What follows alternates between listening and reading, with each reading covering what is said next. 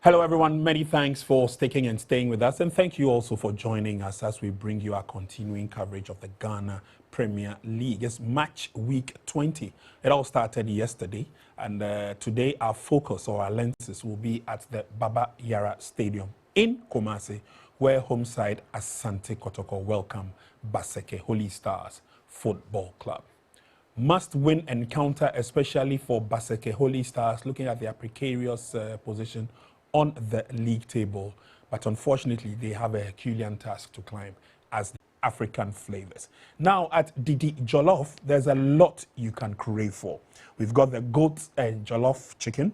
We've got the assorted jollof, the beef fried rice, the wache, the sweet pork potatoes. And yes, you heard me right, sweet pork potatoes. That's a combination of pork and sweet potatoes.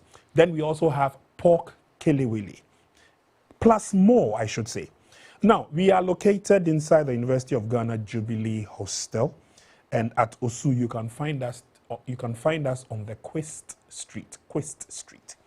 You can also contact us on the following number: 053 9980 I beg I'll take it again. 053 9980 404 or 053-8824-674. These are the numbers you can get us on. Didi Jollof, the best jollof in Ghana, and we are powered by Didi Blade today, so that we are abreast with exactly what is happening. So yesterday at the University of Ghana Stadium, 11 Wonders played as hosts to Accra Hearts of Oak, and after 90 minutes, the Phobians ran away 3-0 winners. Today, Dreams FC will be at home at Tuba Park, where they welcome you. Our featured match for this afternoon, which will see Kumasi Asante Kotoko take on Basake Holy Stars. So a rich line of action this weekend, match week 20.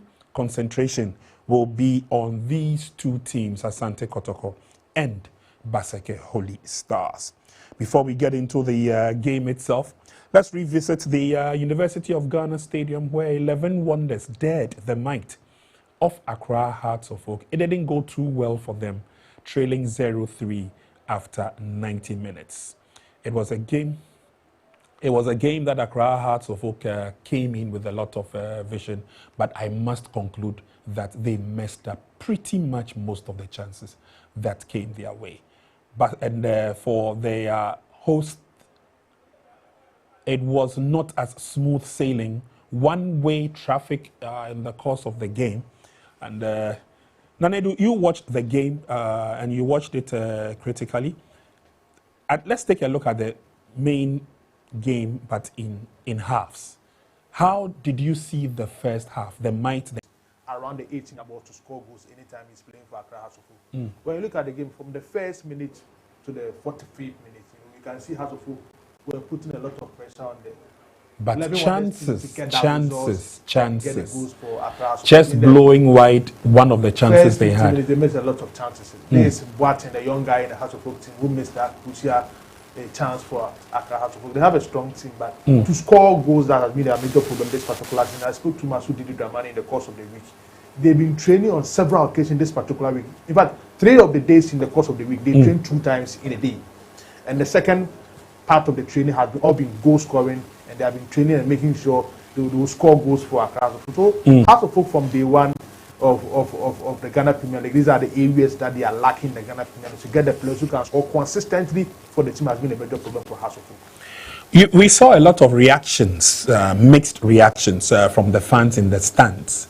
You know, and, like I rightly said, Felix, a lot of chances missed by the Phobians. Their conversion rate is not the best.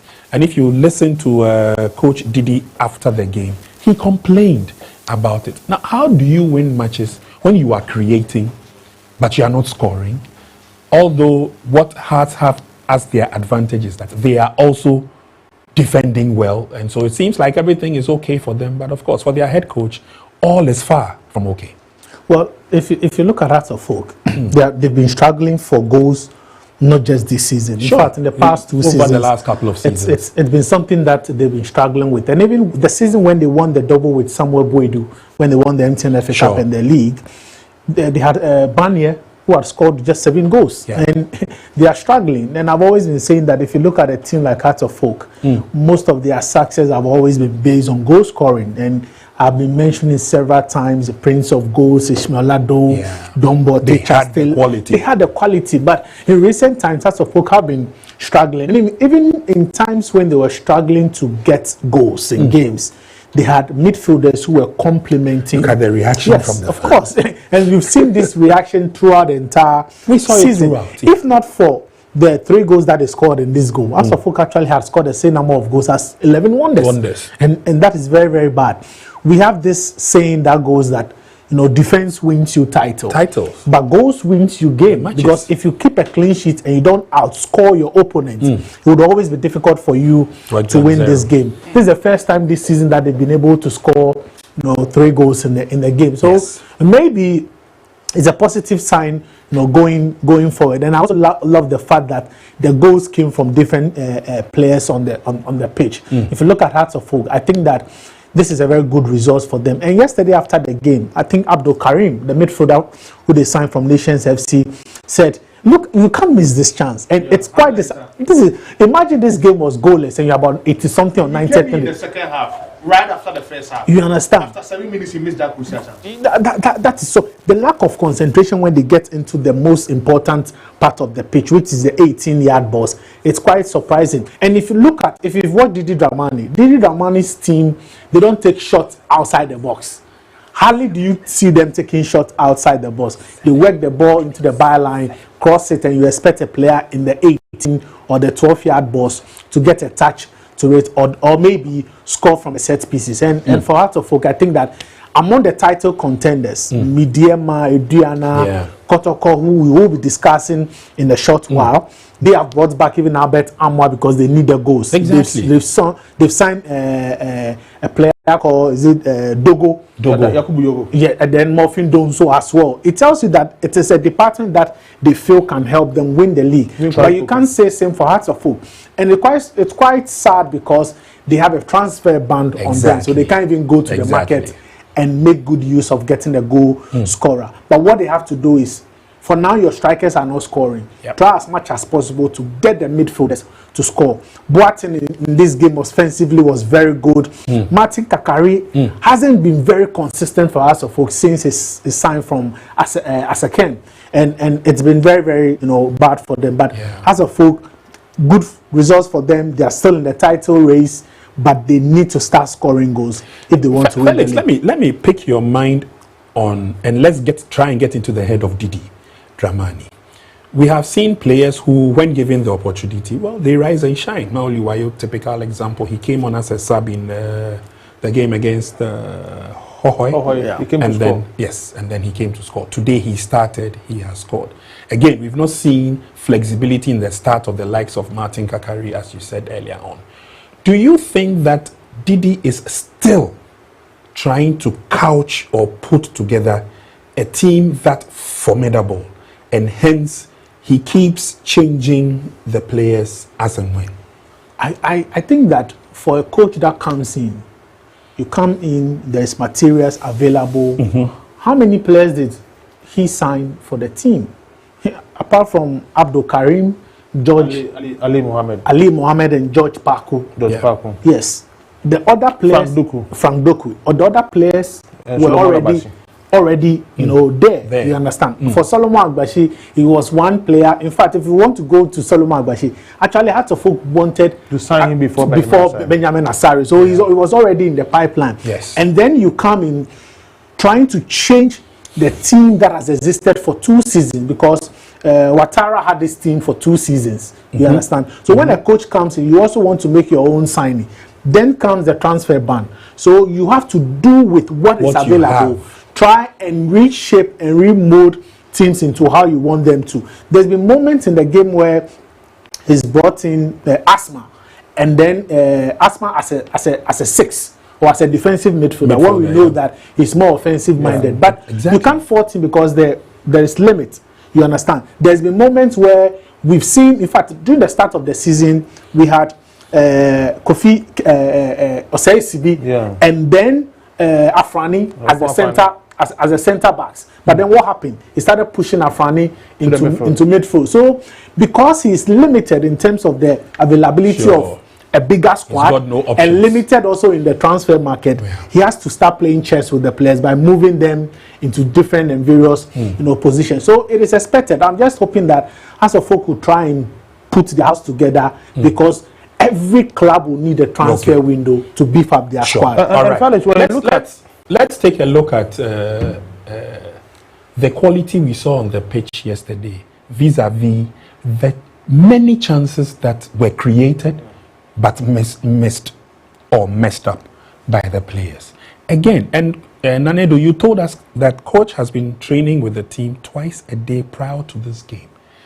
Is it that the quality still doesn't match up in terms of what he has? I'm sure that is a major problem because match week 20 and you make 6 changes from your lineup that you use in match week 19, it means there's still a major problem in the team. Because in so you agree with match week 20, there should be consistency in terms of first 11. No, but by 6 different changes, that is more than half of the entire 11 that started the previous game. Because players like Osesibe came in for Kujo, Baba Demu came in for Ransford Mensah, Emmanuel Amankwa came in for Yamankwa Free, and of course somebody like Rafael Amponsa came in for George Parku. Frank Duku came in for So if you've made these 6 changes, at least when I say we, the fans, the supporters, would want to see some level of increased positivity. I'm sure by this time everybody will pardon Didi Dramani because you've entered into a new team like Hasofo, a big team. You struggle to sign players in your first transfer window. You move into the second transfer window. And there's a ban on the team. Look at your competitors. Kotoko were able to sign at least 3 or 4 players even in the second round. Yakubu Dogo came in. Albert Amoa is back into the team. So it's putting pressure back into the team. Putting pressure on the technical team. Look at Mediama, who is leading the Premier League. Okay. They brought in Abdul Rahman, formerly of Instratremai, one of the top strikers in the local league, to come and support the Mediama team. The lack of getting players into the team to make their team stronger is one of the major problems. One of the major problems. A quick one. You see, we can also fault the coach because if you talk about consistency, there's been department where he's been very consistent. Sure. You can't talk about clean sheet if you don't have a consistent goalkeeper and a back four. Without a doubt. So let's give him credit for that. In areas where he hasn't been consistent, has been the attacking areas. And for every coach, you try to change your attacking players till you get it perfect. If you are not getting the goals. Okay. Agbesi Asari has been perfect. Asafo have kept 15 clean sheets in how many games? 20. Yeah. That is incredible. That is incredible. So let's give him the credit. The back four hasn't been changing. Even in central midfield, we've had Karim playing most of the time. But the lateral or the wingers and the attackers has been areas where he keeps changing. And it is because they are not producing the goals. Maybe he got 3 in this game. Probably he might keep the same attacking. Felix, you know what I was going to say? I was going to say that maybe they were lucky they got 3 goals. And so it seems to have simmered the arguments down. But watching the game on TV, and you could see the reaction from the fans.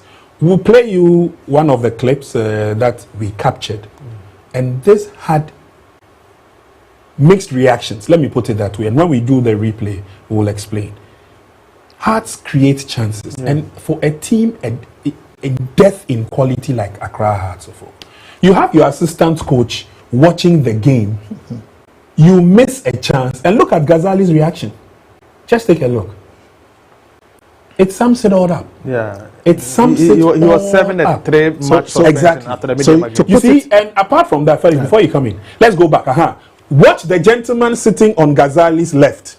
He's sleeping. He's dozing off. You see, so if you don't produce the quality, why would people want to go to the stadium to watch your games? That is why I always say, I've been saying this on radio, I've been saying this on TV. If Masoud Didi Dramani wins the Ghana Premier League with this South of squad, he will be the best coach in Ghana in the 21st century. Because in terms of quality, they lack a lot. Yes. They do. Lateral defense, central midfield, they do. The attacking threat of the team. They cannot compete with the likes of Mediama. maybe any Gold Stars, Asante Kotoko, even the Diana Stars. They have all-round squad. They have all-round squad from the goalkeeping department to the attack. So if Masud Didi Dramani is able to manage the situation in House of Folk and win the Premier League with this squad, I would say after Cecil Jones, he has been the best coach for House of Folk, because most of these big coaches in the local scene cannot use this squad to win the Ghana Premier League. A team that is struggling to score goals in the Premier League, a team that is struggling to create chances for the strikers to score. The strength of their team has been their central defense. Ali Mohammed and Kelvin Osiesu have been the best so far in the Ghana Premier League. So it means there are areas and the goalkeeper. It means there are areas House of Folk is lacking, and I think going forward they should find a way to solve this transfer ban issue around the team and make sure they can compete on the transfer market to sign players. And of course, create opportunities that they can score, so that your assistant coach will not be sitting in the stands shaking his head. I mean, it was that sympathetic. But anyway, so after the 3-0 win yesterday, let's take a look at the league table. Accra House of Folk leaped up to the second position on the table, and that's just about 5 points behind the league leaders, Mediama Sporting Club, who have 40 points. Mind you, Accra Hearts of Folk in the top 9. Accra Hearts of Folk are the only team that played yesterday, and so the table will definitely change at the end of 90 minutes for the remainder of the matches that will be played today. So Hearts on second position momentarily. Mediama still lead the pack, and then BBNE Gold Stars 33, Adriana 32, together with Kotoko, and then FC Samatex follow closely on 31. Now this clearly gives you the picture that if you lose, you drop. If you win, you climb. So basically that's what we are witnessing now. Heart of Lions follow on 27, Karela on 25, and Dreams FC on 24. Now, the bottom half of the table looks very precarious for the last 3. Swedru All Blacks, Nations FC, Basake Holy Stars, Bichim, Vision, Young Apostles, so far safe for now. At least they're not in the regulation, or they are not in the relegation zone, I should say. But Brecum Chelsea, Hohoi United, and 11 Wonders. Brecum Chelsea, a lot of people would wonder why. Of course, they've missed a lot of, players. They've sold most of their players, and it's virtually a new team being handled now. Hohoi United started quite brightly, and the talk was even that Hohoi United were going to be the shock of the season, but they currently find themselves in the 17th position on 19 points, and probably it's a goodbye for 11 Wonders, who are yet to even hit double digits. Now, Felix, look at the points. And that's how dicey it is. 10, 11th position have 24, 12th position has 23, and then 13th, 14th, and 15th position all have 22. A slip takes you down, a win, you're on the rise. Now, if you juxtapose that to also the top half of the table, if we can go back and take a look at the top half of the table, the situation also basically is the same. Quite apart from runaway league leaders, Mediama, who have 40 points against Accra Hearts of Folk, who have 35. It could even get worse depending on results we record after 90 minutes. So BBNE Gold Stars, Adriana, Kotoko, FC Samatex, they're all eyeing wins today to see whether they can climb over Accra Hearts of Folk at least. If Mediama sails through after 90 minutes, it means they still maintain a certain lead, as it were. So definitely, the league is getting a lot more keener and even cagier by the match weeks. This is just match week 20. This is just match week 20. Yeah. We still have a couple of matches to go. And of course, gentlemen, I mean, bearing the points difference and the points build-up, what should teams guard against? Okay, so I don't know which part of the table I should take first, but take the top. Okay, I've done my own calculations, and per the stats over the last 6 seasons, the magic number to win the league is 61 to 67, and Kotoko in 2022 won the league with 67 points. We have, after today's game, we have 14 matches to play, and 14 matches means 42 points.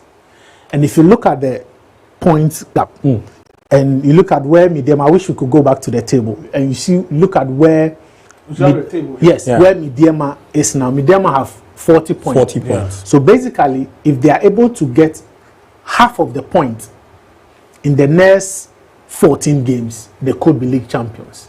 But the reason why I feel it will be very difficult is the fact that this time we have teams that are closing in, and they are also yet to play some of the title contenders that will be playing. So I expect things to be. But what makes maybe the advantage Mediama have is, apart from House of Folk that they will be visiting in Accra, yes, the rest of the team who are title contender to be going to Takwa. Yes, and then also if you take the 14 games that is left, they have 7 to play at the Takwa TNA, and they are yet to lose a game, there in Takwa. So that is what makes them title favorite. Aside that, it is also important. So by the point when you win half of those games, you win the league. And out of the half, they have half games to play in Takwa. Yes, and because they are also very good travelers, there is a likelihood that they might pick a point away. And aside that, in as much as Ghana, the league, we do it head to head. You understand? Goals have also contributed a lot. And it is also important that if you look at the league winners, the magic number has to be 40, 45, 48 goals. And that is where, if you look at Accra Folk, where they are in terms of goals scored, they are not favorable. When you come to the relegation, and in fact, when they met all the teams who are competing the title with them, none of them beat them. Yes. So they drew it. House of Folk beat them. They won against House of Folk. They drew with the Bieni Gold Stars. They drew with the Biana Stars. They drew with Asante Kotoko. So for head to head, it also favors Midiama. Sure. So that is why I've jumped into my conclusion in saying that any team that will finish above Midiama will win the league. But it is still very, very close. Still very open. If you look at the relegation dogfight, the magic, the other half of the table. The magic number to survive is 45 points. 45 points. We have 42 points to play. If 11 Wonders win all 42 points, that will be 51 points. And we all... So immediately, if they win 10 out of the 14, they cannot survive.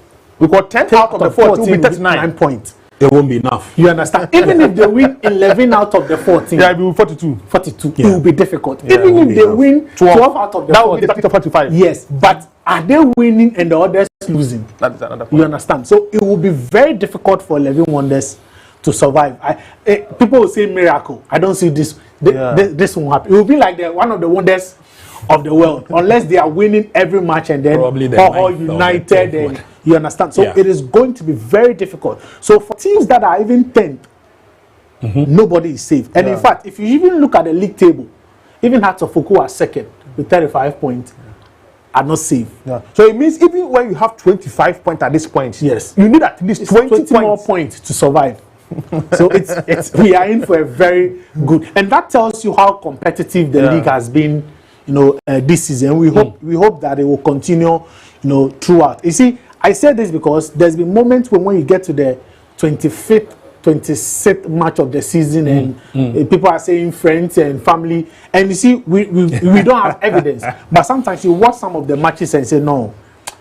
This game doesn't, and that is where you expect the integrity of the league to be protected. But I love what I'm seeing. It's been competitive from the top. It is also competitive. Apart from 11 Wonders, I think nobody. Look at the teams that are bottom.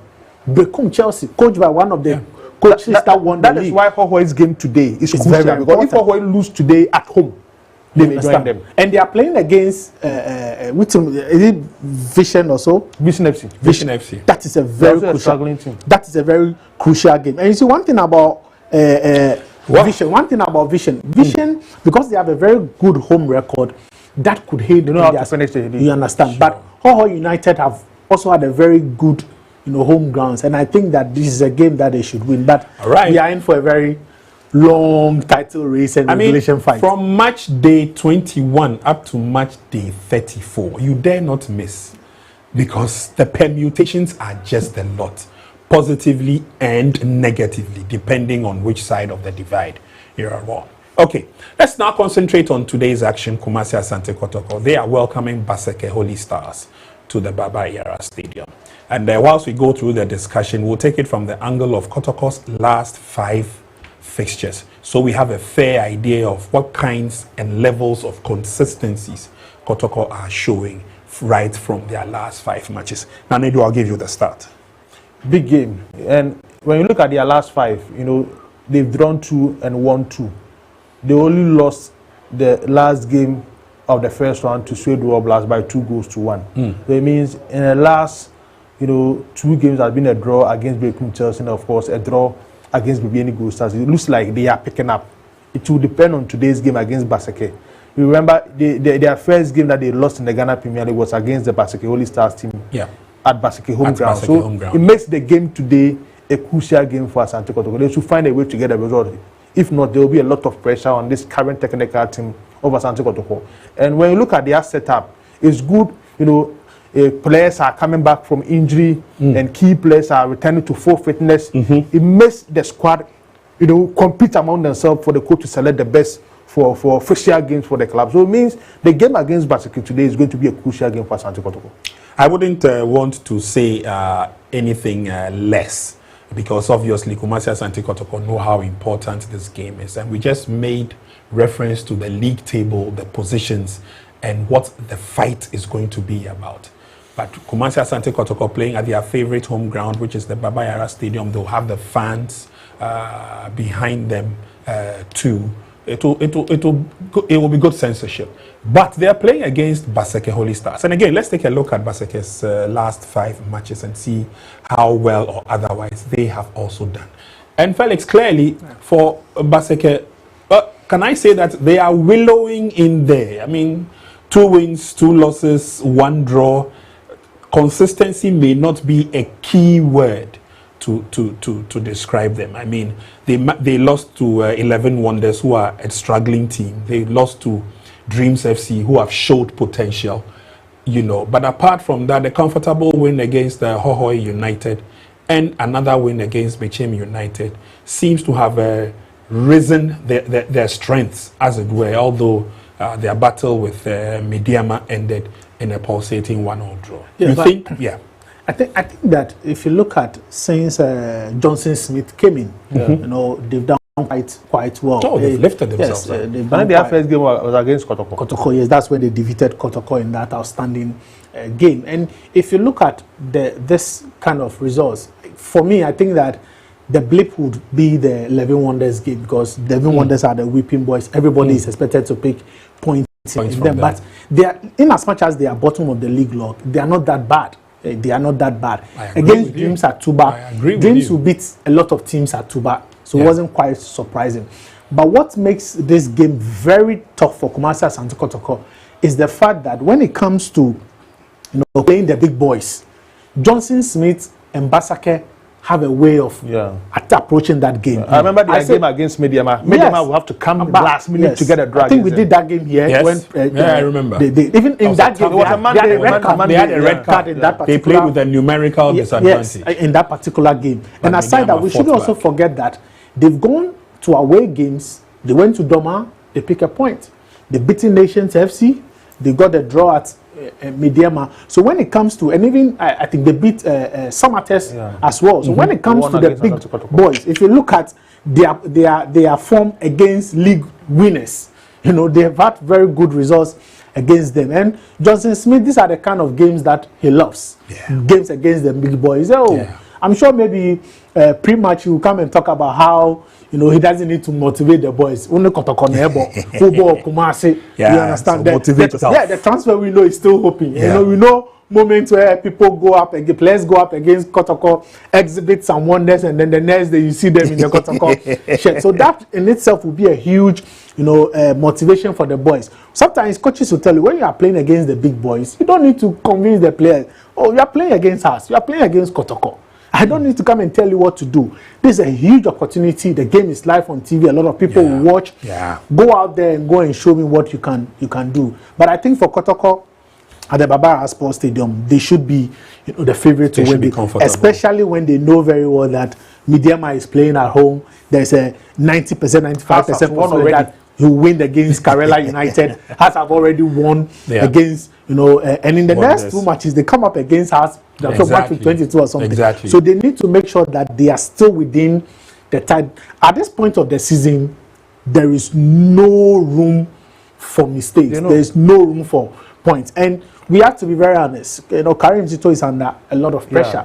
Even though he's winning games, some of the fans are not happy with the quality of football. But hey, at this point, quality you have to make do with what has to do. But will their head-to-head history also matter? I don't think so, because they've played only 3 matches. Basake have won 2. Yes. So if you go by the head-to-head, it means that the team that plays at home always gets a favorable results. You understand? So I think that yes, I think that will surely be in favor of Kumasi Asante Kotoko. But the results on your screen tells you how close this game has been. Yes. You know how close it has been. They are no mere 1-1, 1-0, 2-1. So we have to be very, you know, if you're a Kotoko fan, I'm sure Karim Zito will tell them there is no easy games in the Ghana Premier League, and the results on your screen tells you how close this fixture have been since all these stars got promoted into the Ghana Premier League. After Basake, you are going to Pando Heart of Lions. Yes. After Pando Heart of Lions, you are playing against Accra House of Folk in Kumasi.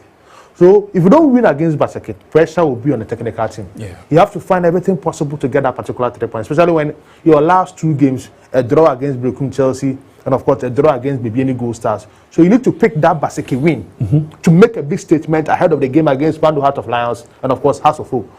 Asante Kotoko need to do everything possible to get that 3 points. Pressure will be on the technical, because in the last 2 weeks there's been several meetings in the technical department together with the management, looking at, you know, the welfare of the playing body and the decision making around the technical team. So they need to find a way to get the maximum results against Basake Stars in Kumasi. All right. So we are waiting for the 2 teams to get onto the field of play. We will do a very quick break because Didi Jollof is calling. When we come back, we will bring you up to speed with the team's arrival, the warm-ups, and of course the coaches who spoke to us ahead of kickoff. We'll be back in a moment. Do stay with us.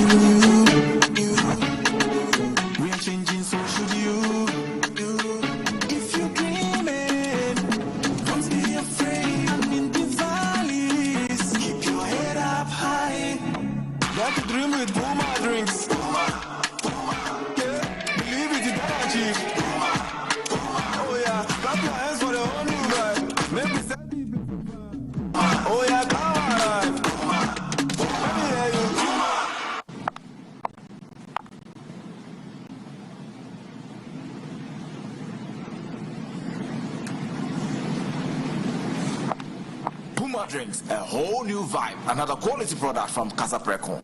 This advert is FDA approved. I want to watch them out. Even what is Ghana football is this?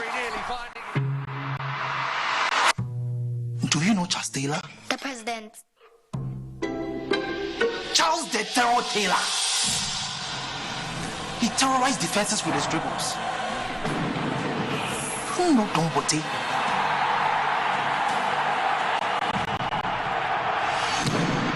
His screamers the stadium. Osai for the general, lifting up trophies. Stephen Odo was orchestrating the game. The legends of yesterday, they have paved way for the heroes of today. Do you know the Ghana Premier League? No, Dad. It's our game, it's our pride. And you watch it now live every weekend from now on. Catch the Ghana Premier League live this and every weekend.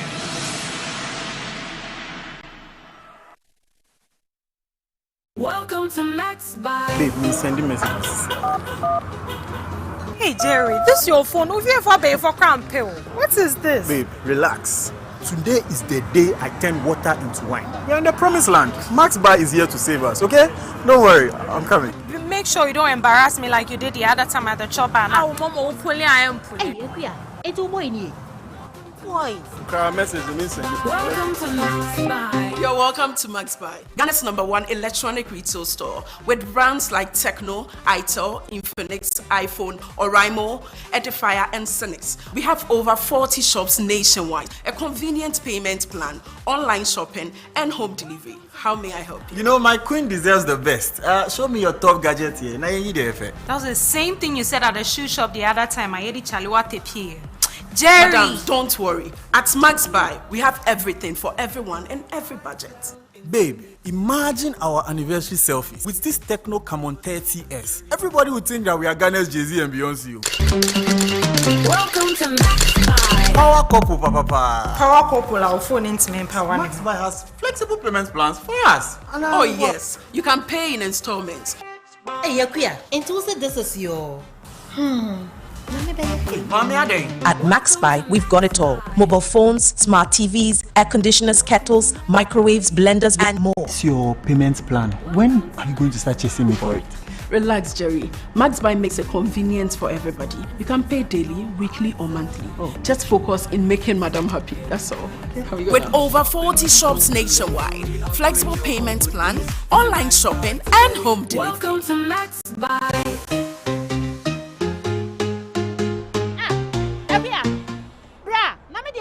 Welcome to Max Buy.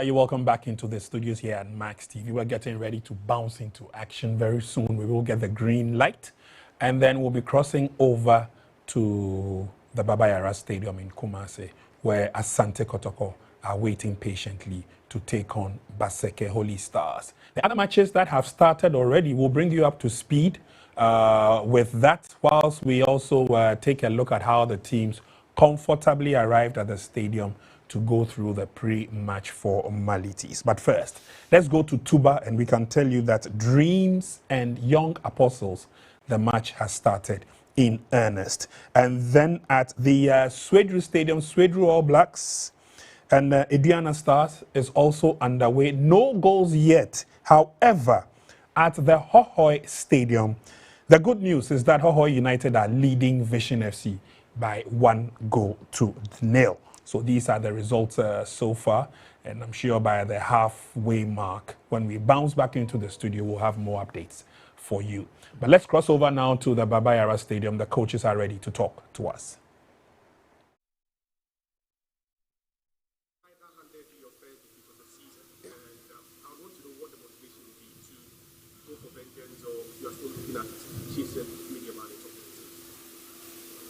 We are not going for vengeance because there is no reward. You understand? It's a league, and our objective is also to win. And definitely, we can't go without winning today. So, yes, the first defeat hurt us. You know, if you you've heard my press after that game, you saw that I was very, very hyped. So we use that to motivate ourselves to play better and make sure that we win this match. Now, there's a return of one player who has been so crucial to your setup before leaving. Talking about Albert Amoa. He's back. You have termed him as your darling boy. And then talk to me about how crucial he will be to your setup. Well, we are all happy when we heard he's coming. The supporters, everybody that have Kotoko in mind, positively in mind, we're happy about his coming. And definitely, I'm also happy that is coming to solve a problem that has been haunting me for a longer period of time. I try to versatile our movement during the game. Sometimes I am successful. Sometimes we will fail. We don't have a striker. So I'm very happy he's back, and I wish his coming will also change the scenario of the team. Thank you very much.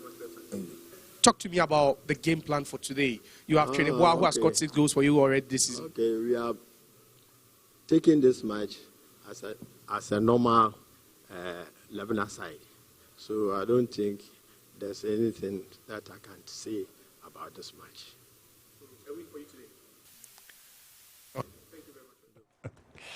I like the demeanor of coach. I was about to say, the way he started, but I love the fact that he ended it with a smile. Sure. And like he said, it is not a war. But in football, there is vengeance. He was very pissed. I quite remember that game, the outstanding game where they lost by 2 goals.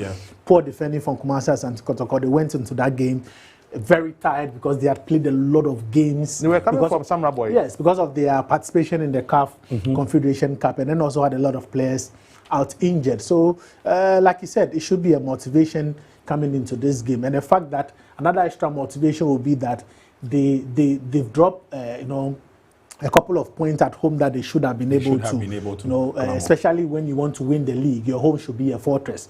And you don't want to do that in a game against Holy Stars. All right, so let's take a look at the gentlemen that will be starting the match for both sides. And clearly, if you take a look at the lineup of Kumasi Asante Kotoko, head coach is not leaving anything to chance. So the likes of Peter Amidu-Akwa, Yakubu Dogo, who has been in some superb form, Joseph Amoa, Kwame Ansu, Hubert Jeusa Kadauda, Donzo, of course, Captain Samba O'Neill, Kamara will be in goal. These are the gentlemen that the coach believes could start a favorable goal. On the bench, they've got Emmanuel Kote, they've got Albert Amoa, Emmanuel Entry is also there, Kwame Opoku, and of course others like Hussein Zakaria and Adam Inusa. And so these are the gentlemen for the first 11. The start of the game for Asante Kotoko. We'll take a look at the first 11 for Basake. And it's good to see good old Prince Asempa in goal, captained by Moses Arthur. And then the likes of experienced players such as Francis Oting, Jetua. They're all in the starting lineup for the opponents. Sylvester Simba also comes in with that crazy speed of his we saw in his days at Dreams FC. He takes off like a bullet train. Exactly. Isa Yakubu is also starting in there. So obviously, you can't say that this is a match between, let's say, Minos and maybe a great team. Yeah. I think they're equally matched. Yeah, but the most dangerous player is the 19-year-old in the 19 jersey. Prince Trinidad. He's a tormentor. He's so much strong, very physical. He will run at you. And I'm sure Simba and then Ansu, who will be playing at the centre back, will be mindful of that. And I'm sure they will watch a few of his clips. But in the transfer window, Kotoko made inquiry about him. I don't think Basake, he's a player that they want to really sell outside. But he's been one of the few players that have taken the league by storm. He's playing very well, scoring a lot of goals. He has the height, he has the physique, can torment you. And Kotoko have to be very mindful of him. And then Simba, a lot of experience. Somebody who has worked with Karim Zito before. You know how dangerous that he is. And for Kotoko, I think that sometimes when you need to win matches, you equally need to have a very good bench. And you look at the players on the bench, go to have Albert Amoa, back. He scored Albert Amoa and Kwame Opoku on the bench. On the bench as well. But it's quite surprising, for Karim to still have faith in Dogo when you have senior strikers on the bench. It tells you that he wants to maintain that is the type of strikers Karim Zito likes. The players who put pressure on the central defenders. And that is one thing Dogo brings on board. Starting. But I think that this is you look at the Kotoko lineup, I think they have enough in them to win this game. I think so too. Jehu has been exceptional. Peter Amidu-Akwa, they are one of their top scorers.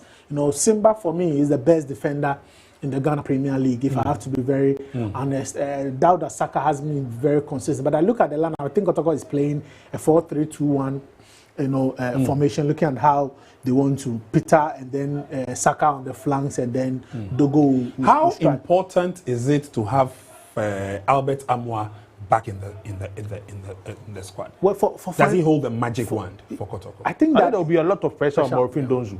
If he doesn't play well, Albert Amoa will be in the first 11 because it looks like the coach likes the style of play of Yakubu Dogo.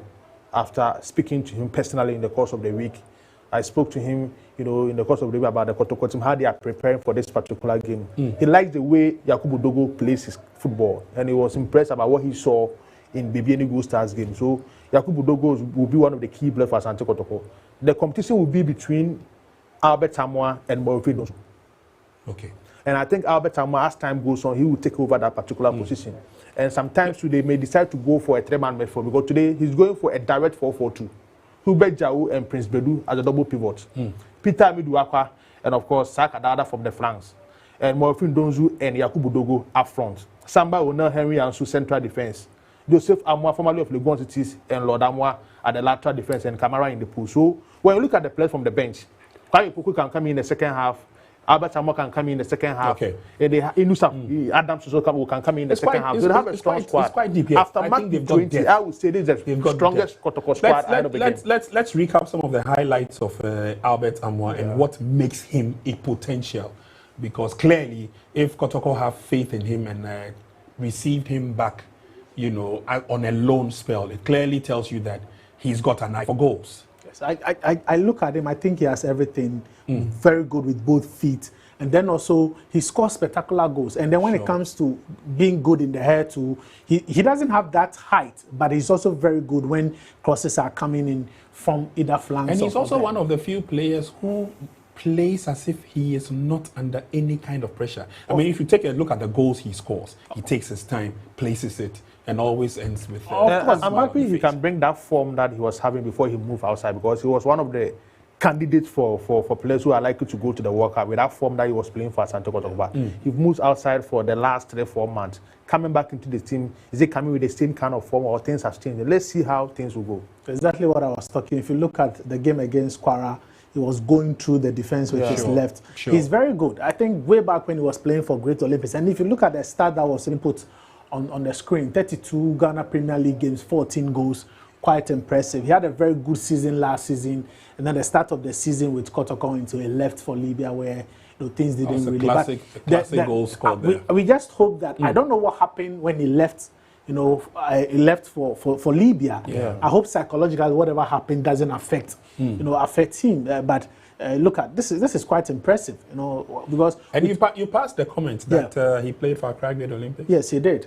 Yeah. He played for Kwabibrim before moving to Olympics. Olympics to Kumasi Asante Kotoko. But he's played 32 games for Kumasi Asante Kotoko in the league, and he scored 14 goals. Looking like averaging 2 goals per game, and that's quite impressive. I'm just trying to remind myself that he had that much quality and actually played for Accra Great. Yes.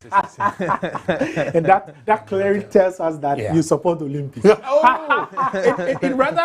rather gives me a lot of encouragement that yes, players who may be making a name today started from some. A lot of players. Benjamin Asari is one of them. Emmanuel Mp is one of them. Albert Amoa is one of them. There's this player who's playing for Oho United as a central defender. Solomon Adomako. He played for Great Olympics. There are a lot in the Olympics team that time that was playing well in the Ghana. Oko Gripman. Oko Gripman is one of them. That was a squad. You produce players. They produce players. They produce players. But obviously, it also gives us a lot to ponder about, because you take a look at the quality, especially from both sides. It tells us that we obviously will not see what we saw yesterday. Apologies to Accra Hearts of Oak. I mean, it was very clear and obvious that they created a lot more chances, but we just could not see them turn those chances into goals. And the faces, the gimmicks on the faces of the fans really said it all. Are we looking at goals in this game? Probably 2 or more. It's likely we will see goals. I tip Yakubu Dogo to score today. Yakubu Dogo to score today. Very good striker. When he gets his time, he's likely to score for Asante. But again, of course, if you listen to Coach Karim Zito, he says, well, we have to play because they've beaten us. Yeah. I want to go with the similar results of their last 3 games. Whoever wins it might be 1-0, 2-1. 1 goal difference. Yes, but I don't see this game ending goalless. There's enough quality offensively on the pitch to give us goals in this game. All right. Okay. Well, let's sit back and relax and enjoy a beautiful game between Kumasi Asante Kotoko and Basake Holy Stars. I beg your pardon. Match week 20. Match coming up at the Baba Yara Sports Stadium. We'll join you again at halftime. Holy Stars, this game is coming to you from the Baba Yara Sports Stadium. beautiful weather, 35 degrees Celsius. My name is Nana Dakwa Jesse, together with Josiah Okokwe, were your commentators for this afternoon's fixture here in the Garden City as the two teams get set in the tunnel. Kotoko set to emerge in their all-red outfits, and then Holy Stars will turn up here in dominant yellow colors against Asante Kotoko.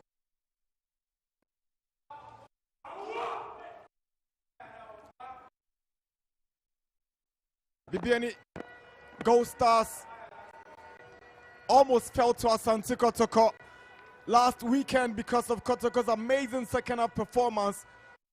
They saw a goal disallowed and coming to this game very confident from that performance against Gold Stars in the last outing. For Basake Holy Stars, it's been ups and downs for them this season in the top flight. They picked up maximum points the other day at home against Bechem United. Again, they were dominant and deservedly got a 2-1 win. Don't forget, for Kotoko, it will just not be vengeance on their minds. It will be to get back their season on track in their quest to win the Premier League. Don't forget, Basake Holy Stars were the first team to beat Kotoko in this season's Premier League. Karim Zito has maintained some consistency in the starting lineup without making a single change to the team that drew against Gold Stars in Mibiani last weekend. A back four of Amoa, Samba, Ansu, and Amoa to protect Kamara, with a four-man midfield of Bedu, Dauda, Jehu, and Amidu Akwa. Donzo leads the attack alongside Yakubu Dogo, who plays his second game for Asante since joining the last 2 weeks.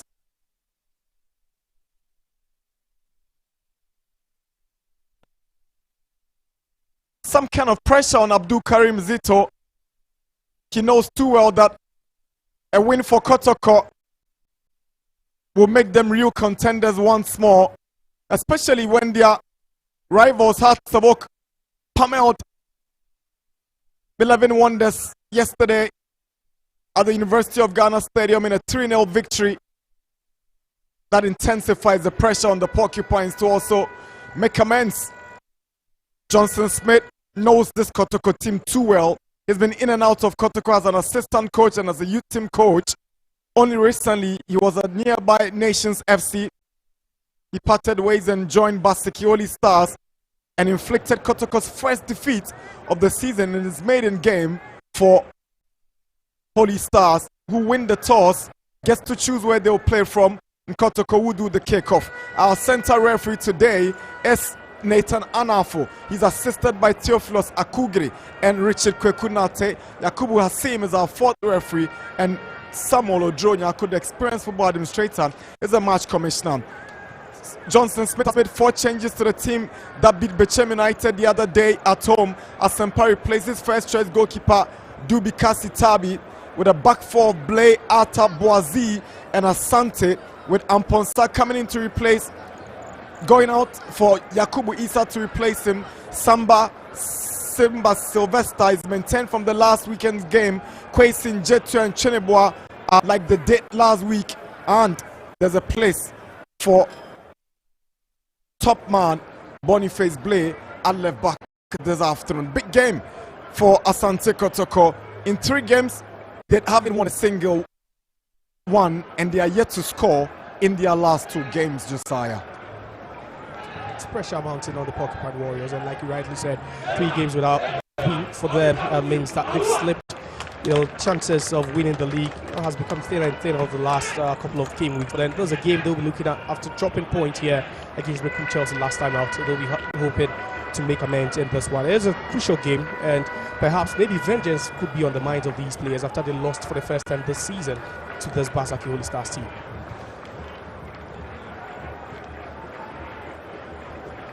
All is set for the kickoff here at the Babayara Stadium. Nathan Anafo takes a look at his watch and signals for the game to commence here at the Babayara Stadium. Miss Kotoko versus Holy Stars in the Ghana Premier League Match Day 20.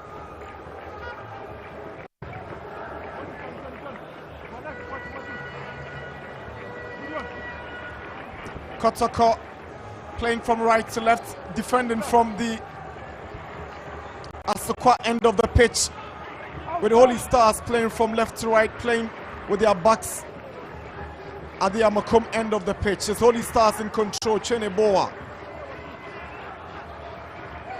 First touch for Kotoko captain Samba O'Neill. He was gutted the last weekend when that goal scored was disallowed. He felt he did everything right to rise and head the ball in, but that's past and gone now. Here is Yakubu Dogo. Loses the ball to Jetia. Now Prince Bedu takes charge for Kotoko. He's fouled by Sylvester Simba. The first free kick of the afternoon, and Bedu seemed to have been caught on the lips right there by Sylvester Simba. Yeah, looks terrible. It's like a terrible hit on Bedu. There, been crushed into by Sylvester Simba. And he should be fine, but could see that indication on the turf, pointing to his lips. Or perhaps it could be short at this time, but it's very, very early into the game, and that's how physical sometimes they can be, Basake Holy Stars, especially on the road. They're very compact tactically and technically. They are very, very, disciplined. Joseph Amoa's delivery is looking for Dogo. Jewu with the first time hit that goes out for a goal kick. First attempted goal by Asante Kotoko's number 12, Hubert Jewu. What a bad ball in, but Jewu trying to hit that one on the volley as well. Just couldn't direct that one on target.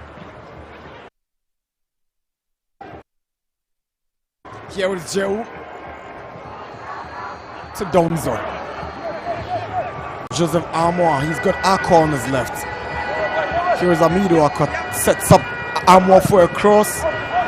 Now Jewu with a drive, and it goes straight to Prince Asempa. Asempa is making his only third start of the season with first choice goalkeeper Dabi Dutasi unavailable for today's game. Yeah, he would be busy throughout 90 minutes. He knows that coming up against this fluid Asante Kotoko team, especially in attack where you have Donzo and then also Yakubu up front. Here is Aqua. Now Dada Sauka. Been swapping places with Aqua sometimes with their diminutive figures. You need to be really close to know who's got it.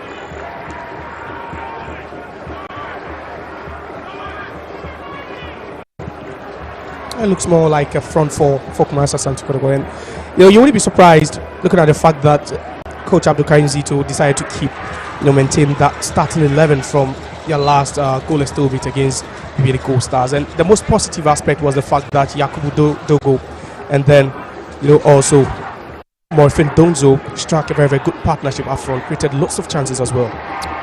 Issa Yakubu, the poor boy, he can't get to Francis Asante.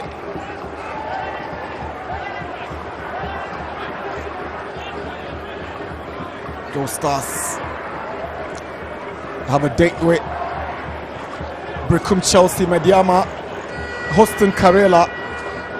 Vision already down by 1-0 against Hoho United at the Hoho Stadium. It's been a very competitive campaign so far, and the second half promises to be highly competitive. It's always been the first 19 games of the season where Medium are looking at running away with the title, but it's for the teams down there, and whenever we come up against the teams trying to escape relegation, it's always a difficult one at this time of the season where they're struggling to escape the scare. Simba Quaison, Issa Yakubu, he's a former Kotoko player. He swings in across but is low, only falls to Joseph Amoa. Aqua. It's a foul against Issa Yakubu for the challenge on Peter Amido Aqua. Just a sluggish way to lose the ball over there. They had space. Yakubu at the right hand side, but just couldn't try and get in a decent ball, a bit more central.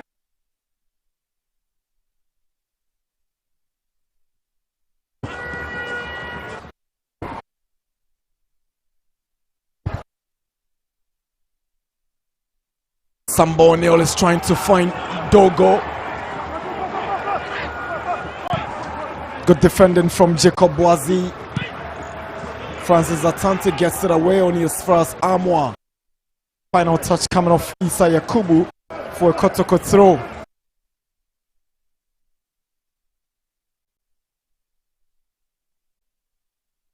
Quayson.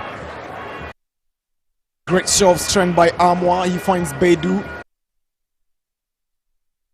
Ball is cleared away by Francis Asante.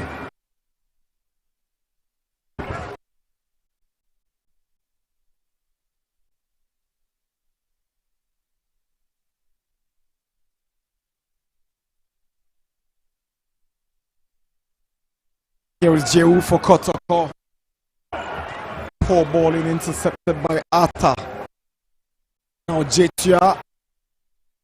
The Boniface Blay. Jetia is trying to pick out Quayson. Good control from Quayson. Lovely play from the winger. Tries to make inroads. He's got Jehu. Draws back to Isa Yakubu. Sylvester Simba. Boniface Blay trying to pick out Prince Chuniboy. He's got the pace, sends the ball in, but it's cleared by Samba O'Neill. Always present to do those duties in defense for Kotoko. It's still Simba. Shove off the ball by Donzo. That's remarkable to see Donzo coming all the way to track back and win possession for Kotoko in defense. Yeah, you sometimes need that. You need that from your attackers, and Donzo has proven that yes, the goals might not be coming, as frequently as he wants, but his work rate should never be questioned. Lovely play from Aqua, good pace. Now here is Dogo Yakubu. Unfortunately, the ball goes behind Dada Sauka. Saka Dauda and Morifin Donzo had raced even before Dogo had intended to put that ball through. And not on the same wavelength with them. He's not on the same page, Dogo. And he's proven to build some good chemistry with the players up front already. It's Aqua. Can't go past Atta.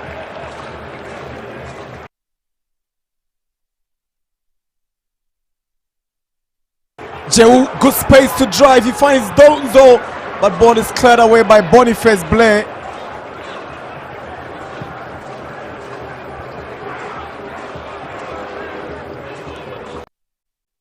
Opoku. Isa Yakubu. Now Simba. I play with so much confidence in Kotoko's own territory, but the flag is up for offside against Prince Opoku. And that comes to his surprise. Prince Opoku, he was thinking that he times his run perfectly, but the assistant referee thinks otherwise. But there is a space they are trying to exploit over there. Kotoko leaving too much space behind for Basake Holy Stars. And yeah, they are playing with confidence, but Kotoko needs to be careful, especially when you have these 4v4 situations. It would really be scary for them. They really need to press high and win the ball quickly once they lose it. Quayson. Yakubu. Jetia. Cheniboa. Simba. Here is Boniface Blay. Finds his captain Atta. Now Boazi. Gives the ball away as Samba O'Neill arrives first to that ball. Midfield Poku. And it's always rock solid. Samba O'Neill, in the heart of defense. Always good with the timing, and that was a good interception there to hit that one off.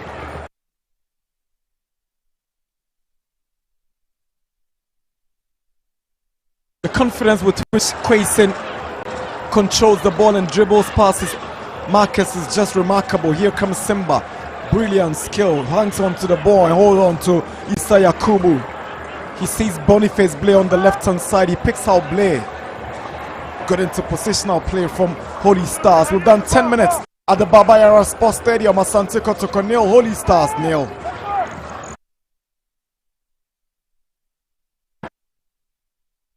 Blay's effort rises above the goalpost for a goal kick.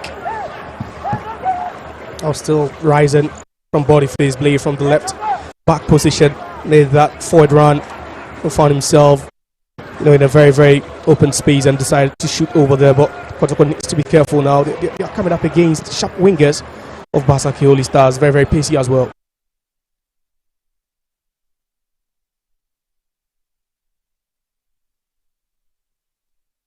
Marifin Donzo. Aqua, he wants to put a first time ball for Dogo.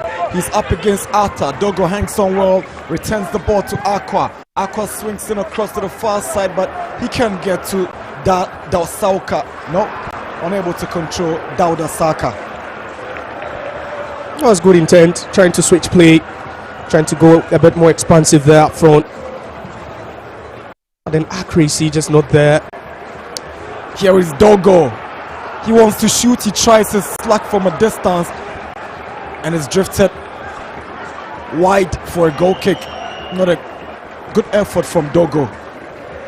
And you would apologize, but it's interesting to note the spaces in between for both sides to try and attack. And for Kotoko, they've had so much space up front. I've just not seen the surging rounds of the fullbacks, talking about Lord Amoa and then also Joseph Amoa.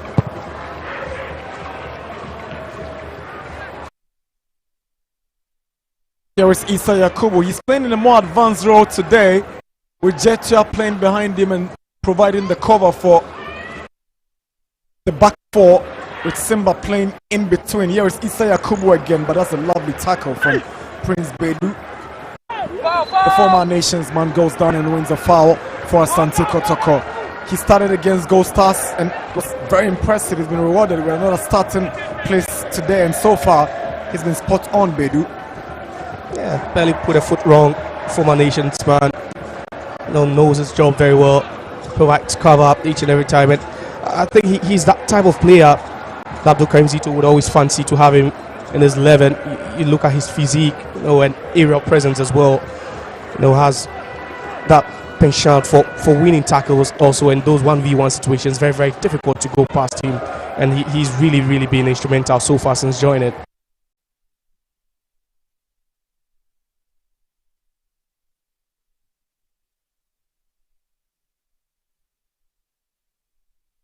Samboneo picks out Saka Dauda, tees up Lord Amoa on his bike on the right. He swings in across. Donzo heads it down, connected by Asempa. There again, space being exploited over there from the right hand side. And it was a swift attack, swift movement of the ball by Asante Kotoko. And each and every time they have the ball, it's so easy for them to make an entry into the final third. And just look at that whip into the crossbar. Donzo is heading that ball a bit more vertical, allowing the goalkeeper to grab that easily.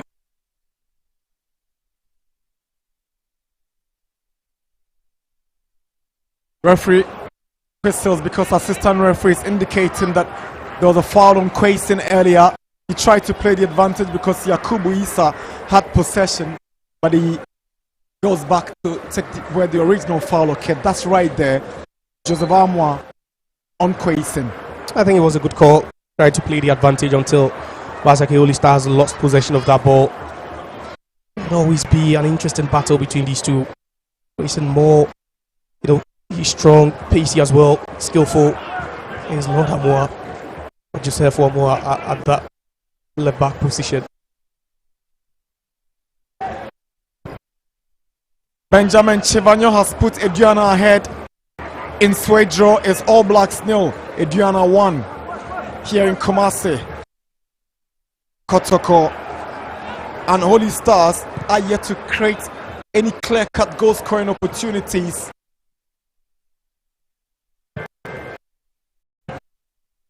Here comes Aqua. Shows too much of the ball to that right back, Francis Asante of Holy Stars. And Kotoko will get the advantage from that late challenge on Peter Amidu Aqua. It was the 1v1 situation. It was Asante was trailing a bit late there on arrival, but it's in the leg and rightly catches the foot of Peter Amidu Aqua. That's the strength of Peter Amidu Aqua, especially on the run whenever he has the ball and he's on the move. Very, very difficult to stop.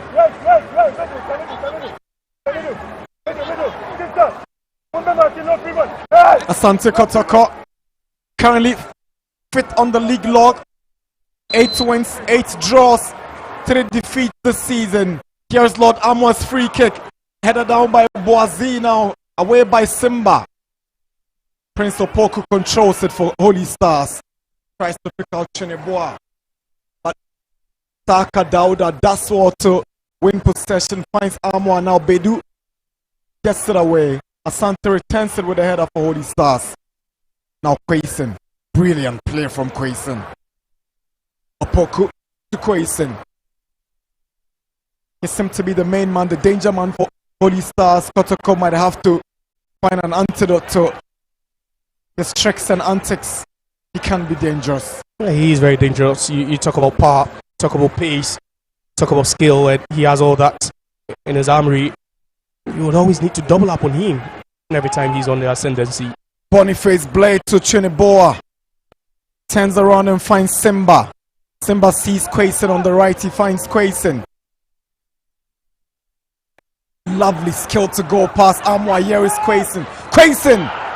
The effort in the end is a poor one, but you can talk about the movement, the skill, the trickery to go past Amoa. And it would be a long afternoon for Amoa at that position, especially having Kwesen. And we've spoken about, his quality and the threat he poses to the Asante Kotoko defense. And just look at that, just hosting everyone with so much ease. The ball fortunately coming off the foot of Jehu. Just couldn't keep his head up a bit, to just take a glance at the pool before shooting that one. But he's very, very, very good with what he does, and he would always be a threat.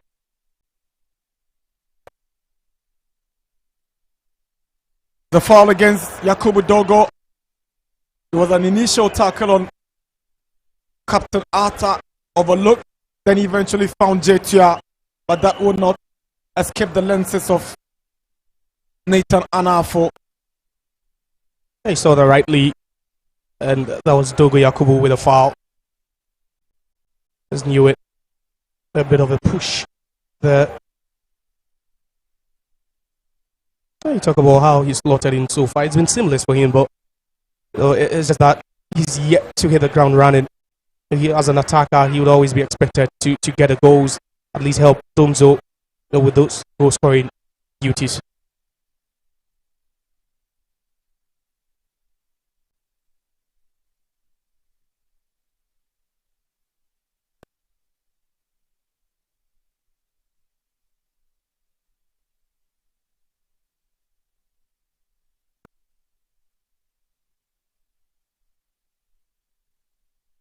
The foul on Saka Dauda. Boniface Blay with that late challenge. There you see Albert Amoa beaming with smiles on the Kotoko bench, but here Kotoko steps up with an attack. It's Lord Amoa. Bedu tries to bend one, but it's gone horribly wrong. Goal kick.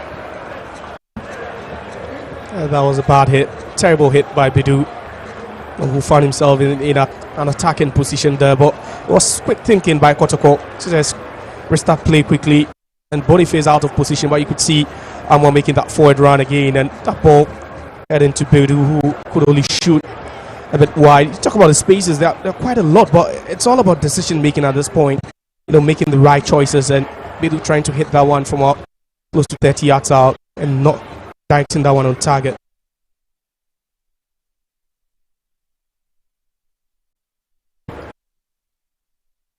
Holy Stars have won 6 games this season.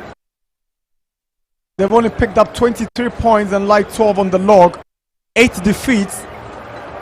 Considered 23 goals and scored 17 in the process.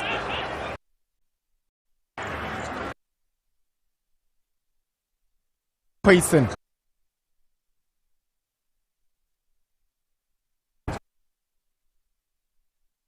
Aqua. Wants to go through the middle, sets up Saka Dauda, now Jehu. Aqua tries to cut back, headed down. Now Saka Dauda unable to shoot right, it goes against Blay, and Jetia will get it away to Simba. Lord Amoa did want to put his body there. That ball was just right meant for Chineboa. Yeah, that would have been a fast break. That would have been a dangerous ball for Kotoko to defend, especially looking at the numbers they have at the back.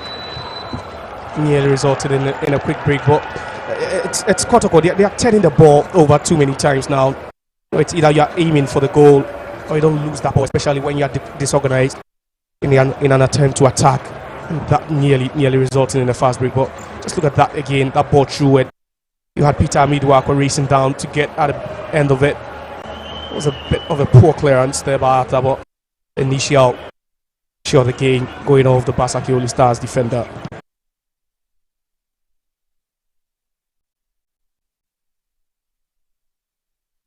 No goals at the Baba Yara Sports Stadium. We've gone past 20 minutes here at the Baba Yara. Holy Stars, the first team to beat Kotoko this season's Premier League. Not giving Kotoko chances to suggest that they've come here to show that form as poor travellers. It's just been three draws so far in 10 away games, and that's awful, for the record. Got 7 defeats in the process. 7 defeats. That's just 3 from an available 30. And that's just not good enough. But they understand this league is heavily dominated by home teams, and their home form is a stark contrast of what their record on the road has been. Considered 17 away goals this season. Holy Stars, second worst away performing side in the Premier League. It's Lord Amoa who steps up to take the free kick for Kotoko. Swings one in. The header is straight to Asempa from Henry Ansu. Yeah, and that's why you sometimes need your lanky defender, centre backs, in those positions during set pieces. That's well Henry Ansu rises the highest, but again a bit feeble. Jehu picks out Aqua, who has got Arthur to beat. He goes back to Joseph Amoa, sends in a cross, stopped by Issa Yakubu.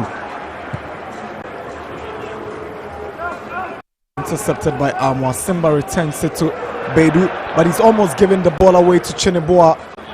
Good control from Chineboa. He's got the pace and skill, but that's lovely tackle. Great track back by Prince Bedu. The reason Kotoko brought him to Kumasi from Abrankese. Yes, showing the spirit of tenacity there, Bedu as well. Lost it initially, but fought back like a warrior. Just leading to win it again for Kotoko. Good switch to the right by Jehu to Dauda. Now Dogo. Lovely control, but he's giving it away to Jetia. Foul against Jehu, bringing down Prince Chineboa. Yeah, it looks like we are not far away from the opener here. Certainly, courts. There's so much space there. You look at Kotoko and they're not playing with those close spaces again, putting too many men forward. Same for Basake Holy Stars, and it certainly looks like an evenly matched game where the first goal could just pop up at any point. We've seen some decent chances as well, but I just think it's all about who wants it more now.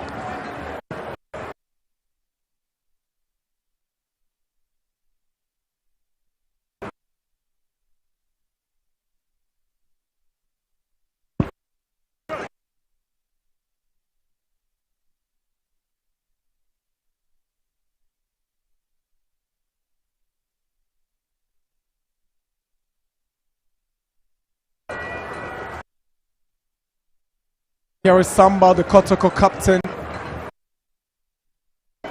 Every passing week comes with news regarding Sylvester Simba's Sambonio's future with Asante Kotoko, whether he stays or he renews his contract as we head into the first cooling break of the afternoon. As the earlier incident, there was a shove, but the ball had already crossed the line. It had, either way, it would have been a Basake Holy Stars ball, regardless. But you talk about Kotoko, and there are issues with their captain, and it looks a bit bleak.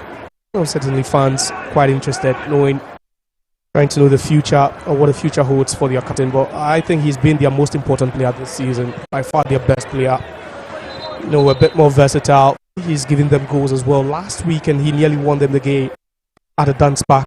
Unfortunately, he was chalked off, but I think he's really been good for them. 25 minutes cooling break at the Baba Yara. It's goalless between Asante Kotoko and Holy Stars. We've not seen glaring, clear-cut goal-scoring opportunities been created by these two teams. Balanced game with Kotoko slightly on top, but it's been Gideon Quason who has been causing a lot of problems for the Asante Kotoko defense, especially Joseph Amoa on the left-hand side of defense. Yeah, certainly. I think both teams haven't really punched above their weight yet. It's just been end-to-end stuff, but we've seen so much space at the back for either team to exploit. We've not really had or seen the teams do that yet, but it feels like the goal is not far away. The first goal of the game isn't that far away. For Kotoko, they've been playing around Jiu. He's really been pivotal for them. It's been more like the playmaking or the playmaker in the setup with Bedu, just trying to shield the back four, protecting the back four, which he's done perfectly. We are yet to see that combination, come alive, that combination between Donzo and Dogo Yakubu up front, like we did in the matchday 19 game against BBA Gold Stars at the dance park. But for Basake Holy Stars, they are making you feel that, we are the team that beat Kotoko the first time this season, and it looked like Johnson Smith certainly is familiar with the Kotoko setup, and he set up this team to frustrate them a bit. They've not been compact like we've seen them, in most of their away games, but then we've seen them gain entry into the third half. They're attacking third. They've had touches, especially through Quason at the right-hand side of attack. We've not seen the best out of Trinidad, and then also the attacker in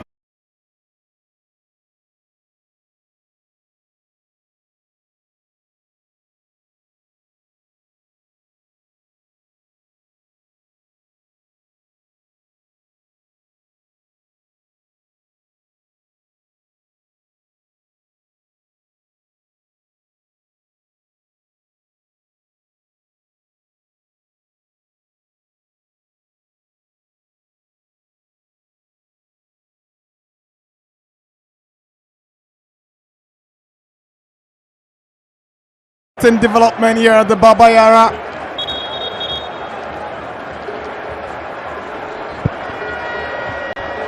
Asante Kotoko presented with a massive opportunity.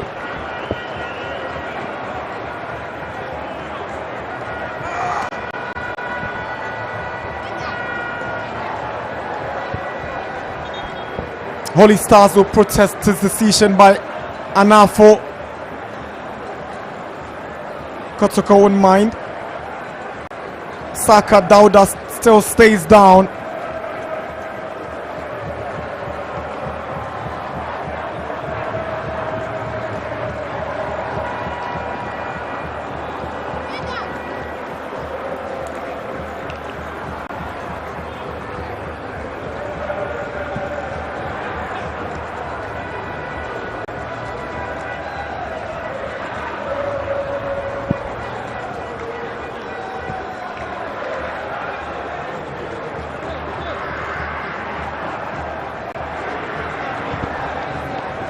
Kotoko have a penalty. Certainly looks like a penalty for me. A bit clumsy, very, very clumsy from our forward.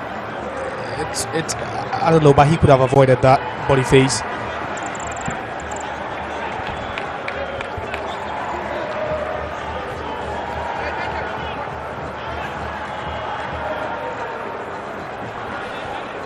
Amidu Akwa will leave it for his captain, Samba O'Neill.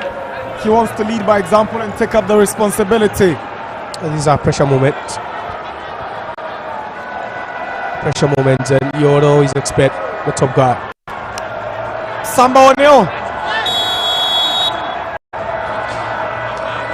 against Prince Asempa. Samba steps forward, and Samba scores brilliantly from the spot to Kotoko the opening goal here at the Baba Yara Sports Stadium. The captain has led by example. Samba O'Neill scores with a well-taken penalty for Asante Kotoko. It's Kotoko 1, Holy Stars 0. Perfectly executed. Perfectly executed. And we've spoken about him not long ago about being the most important man in the setup, and rightly so he is. No nerves of steel there. Maintain his composure and just struck that one. No aim for the bottom left corner, sending us Asempa the wrong way. And he's made for the big moment. He's made for times like this, Samba O'Neill. And for a team that's gone 3 games without a win, definitely you'll be hoping that you'll be looking at your most influential player, your biggest player, to convert at such difficult times.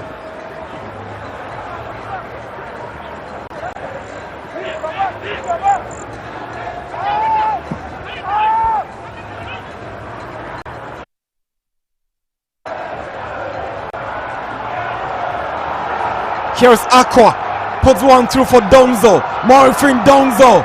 Boazi steps up. That's clever defending from the Holy Star centre back, and the effort to receive applause from the bench. That's Enchi, Kote, Amoa, all of them impressed with the movement of Morifin Donzo. Yeah, you couldn't help but just to be impressed with that move. And it was Basake Holy Stars. A second ago, they were chasing the equalizer, and that quick break from Asante Kotoko. And Donzo, lovely touch. To get the ball in front of him. Just look at that. Well, no, it was Boazi just remedies the situation for them.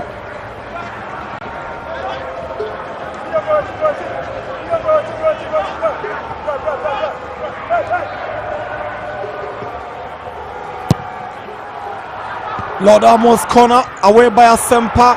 Issa Yakubu gets it further away for Holy Stars. Is a throw-in. We've gone past the half-hour mark here at the Baba Yara Stadium. Kotoko lead by 1-0. Ketsi Sambo Neil's penalty after Saka Dauda was brought down in the Holy Stars box. Foul against Asante Kotoko's Saka Dauda on Boniface Blay.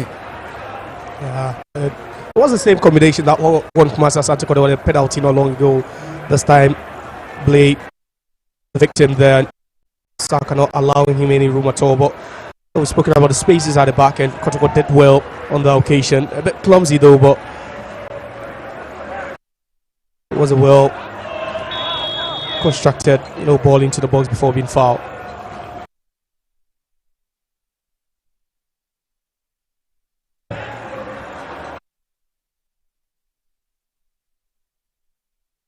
These days it's been difficult for entry to get a starting place. Just came up on the screen a while ago. The competition for places in this team seems to be going stronger week in, week out. If they have a clean bill of health, then Zito might have selection worries. Yeah, it's a big team, as a team always gunning to win the title. Lord Amoa swings in across. Kicked away by Francis Asante. Kotoko have the advantage. Interestingly, it's the away team who seem to be dominating possession with 56% against Kotoko's 44%. But it's Kotoko who have done the most important thing by scoring. It's a lovely switch from Jehu to Amoa. Good control from Amoa. But Prince Choneboa does well to track back and win the ball. Now it's Prince Opoku to Boniface Blay. Issa Yakubu. Sylvester Simba.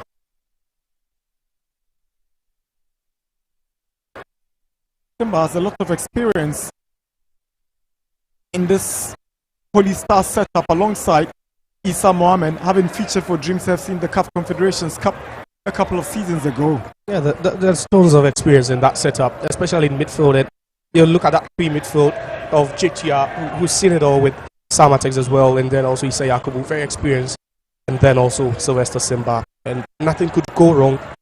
And Johnson Spit would be very, very fortunate to have these three. Hubert Jehu. Bedu.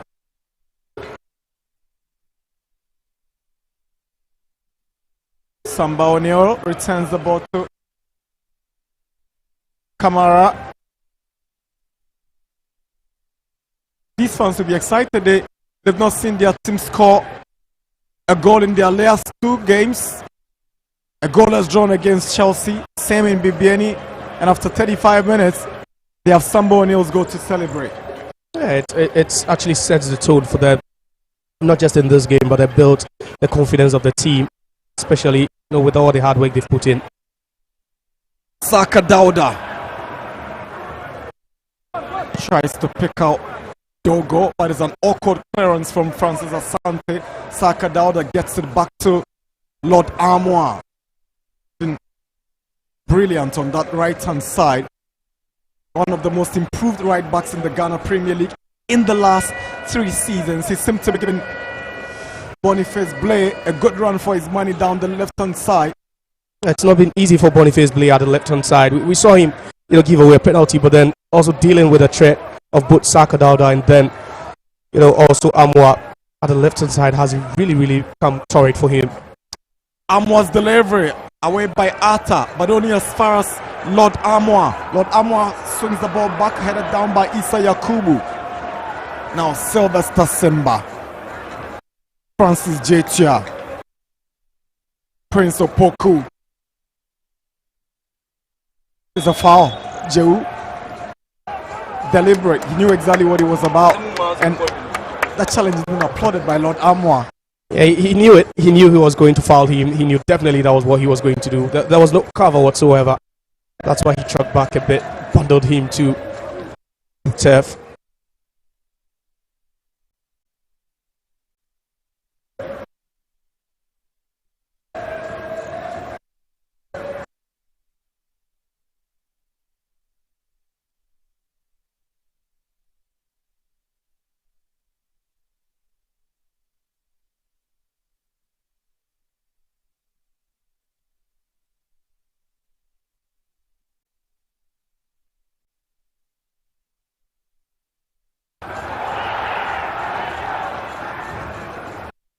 Gideon Quayson brought down by Henry Ensu. In the meantime, as Quayson stays down, Kotoko have a player down as well. That was a challenge by Ensu, but Joseph Amoa had gone down from an initial challenge that Nathan Anafu overlooked until Quayson was brought down. And that's where the protest began. Kotoko believe they should have had a free kick, but the referee rather giving a free kick in the way of Basake Holy Stars. And it was Quayson. We've not really seen much of him. In the opening 20 minutes, he was the most threatening player for Basake Holy Stars. But the last 18, we've not really seen much from him. And he's always a delight to watch when he's on the ball. We'll be hoping that he doesn't pick up a knock here. It would be very, very bad to lose him.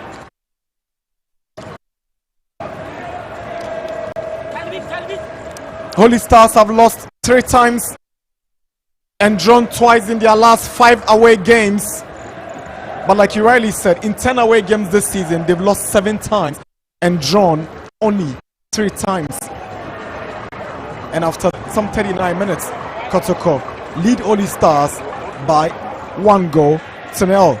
And this is the 24th goal that Holy Stars have conceded in 20 games this season. Defensive worries there. Johnson Smith will be hoping and not just winning games, but solving those defensive issues. Always a problem for them, especially on the road where they've considered a chunk of the goals. Close to 75% of the goals they've considered this season has come on the road. It tells you that they really struggle to keep clean sheets whenever they go away from home. Boniface Blay to Opoku.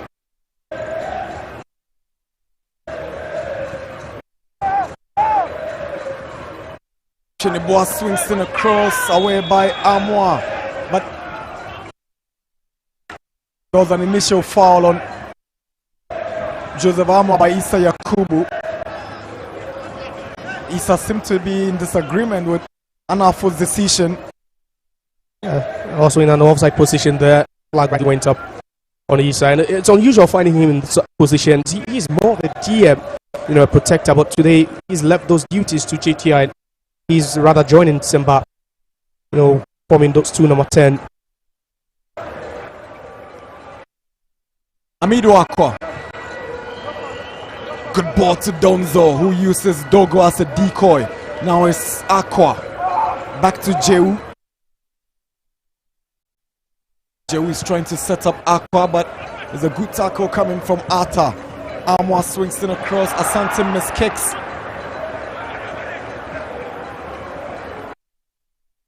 He's won the foul. Clever play from Asante. He wanted it. He got it. Asante, he just cleared that one. The first time of asking, but Donzo wasn't just going to give him any space at all. Try and deal with that one. That's how you apply pressure on teams sometimes. Yeah, he knew that he could have just sent that one in field for his players to win it, but he decided to just police him. Sambo O'Neill's goal separates Kotoko from Holy Stars, and that's the third goal for Kotoko's captain this season. He scored in the 2-1 win against Young Apostles and the 2-2 drawn against Mediama, and has opened the scoring for Kotoko. Here, he's been fabulous for them this season. 4 MVPs, 3 goals, leadership by example, Sambo O'Neill. Yeah, he's been great, and if the talks are always protracted, with regards to his future with the club, it's understandable. His stock has risen in the last couple of months. Cheniboa. Isaiah Kubu with space to drive now. Quayson. Here is Gideon Quayson. Wants to shoot. Goes against Amoa now. Opoku. Great save, Kamara. Brilliant save from the Asante Kotoko goalkeeper to deny Cheniboa for his 7th of the season. That's why Kotoko wants to keep him, Mohamed Kamara. Yeah, and that's no rocket science at all. Perfectly worked ball over there. Of Chauvin there, but just look at that. Quayson does well to hang on. Just turns and tights that one. It was a shot initially, but then blocked by Amoa. Just look at that smart thinking from Opoku, and Cheniboa nearly adding to his tally there for that heroic save. He had to improvise and go with the outside of his foot because of the distance and the closeness of the defender, and he got a beautiful save coming from Mohamed Kamara. 3 minutes away from the break, Kotoko up by 1-0 against Holy Stars here at the Baba Yara Sports Stadium in Kumasi.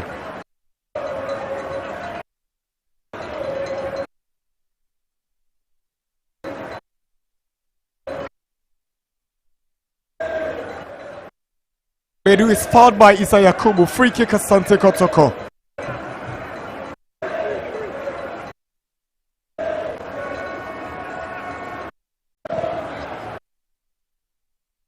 Enso's delivery trying to find Morifin Donzo.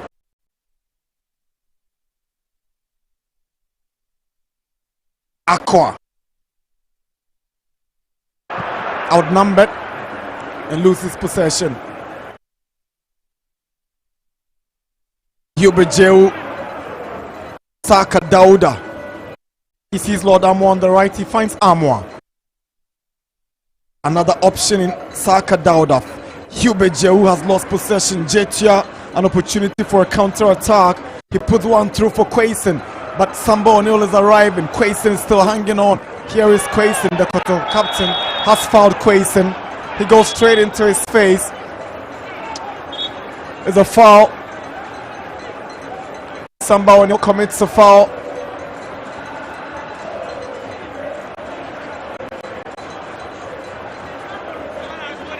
Referee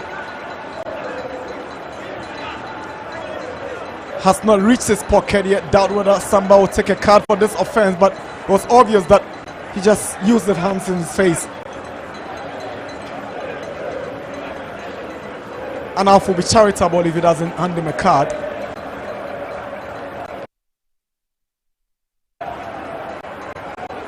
The danger man for Holy Stars, Boazi, is asking whether you won't flash him a card, but it's not your decision to tell the referee to flash a card, Boazi.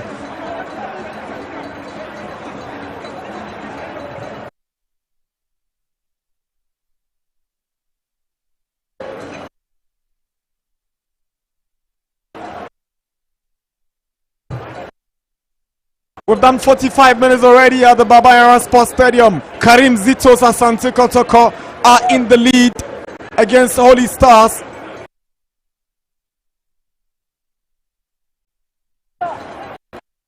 Three minutes of additional time.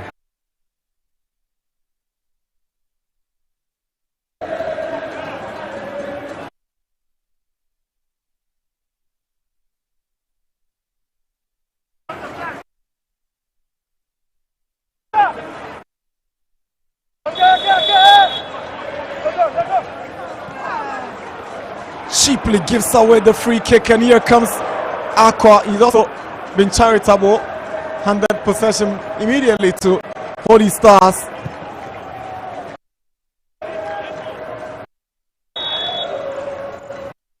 Prince Opoku fouls Kotoko. Samba O'Neill.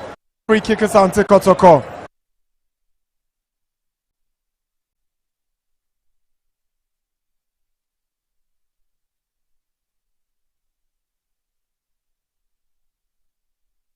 Out of 9 home games this season, Kotoko have won 5 of them, but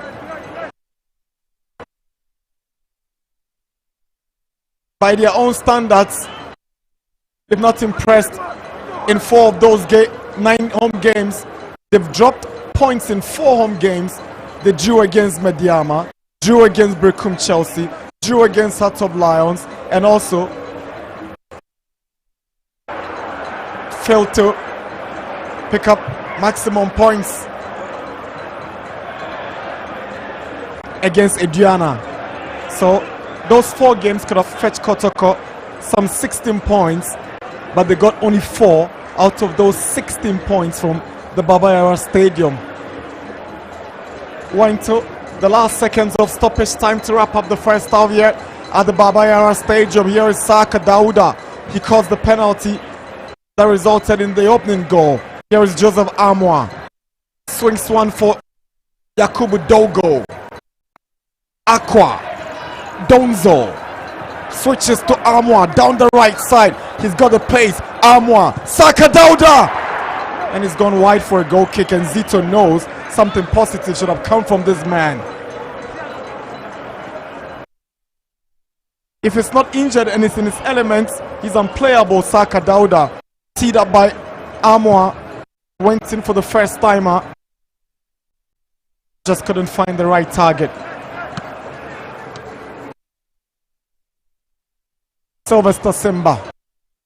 Amoa controls it for Kotoko.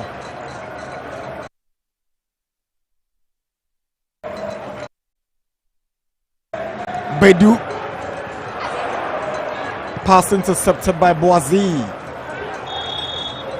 Cheneboy is fouled by by Lord Amoa. That's a free kick.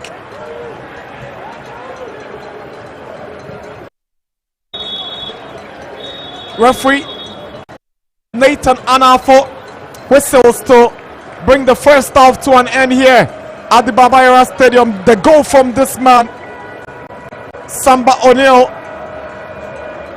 has made the difference at the Baba Yara Stadium. It's half time.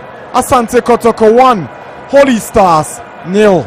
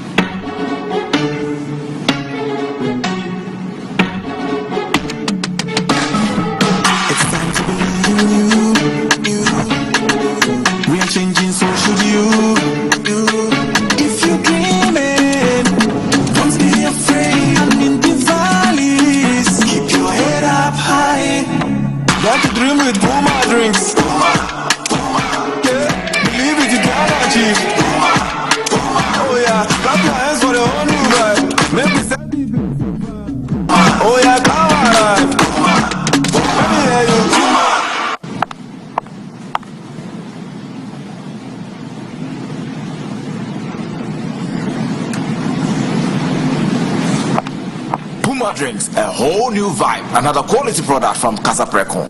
This advert is FDA approved. Buy now, pay later policy is here to help you. For phones, bring your Ghana card, your voter's ID, or your driving license. Make a 30% deposit, and you're good to go home with your brand new phone. Also, if you want an appliance to buy, you need to make 40 to 50% deposit. Bring your Ghana card, your voter's ID, or your driving license. Additionally, you need to provide a copy of your electricity bill receipt, either soft copy or hard copy. Your installation costs it's free. When Max buy now pay later, you need to go to our shop to do it. You can go to locations as shown on your screen. You can also call us on 0594 091 122. Shop now and pay later with ease. Max Buy, making shopping easy for you.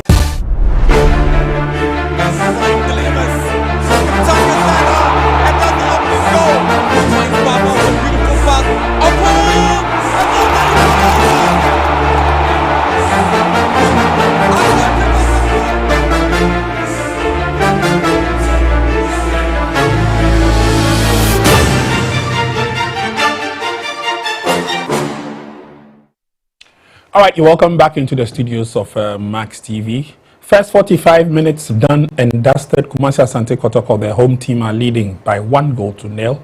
Goal scored by Captain Samba O'Neill, and of course, led by example from the spot kick.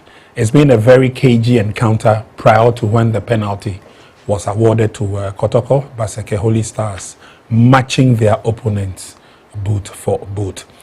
Nanedu, first 45 minutes, your thoughts?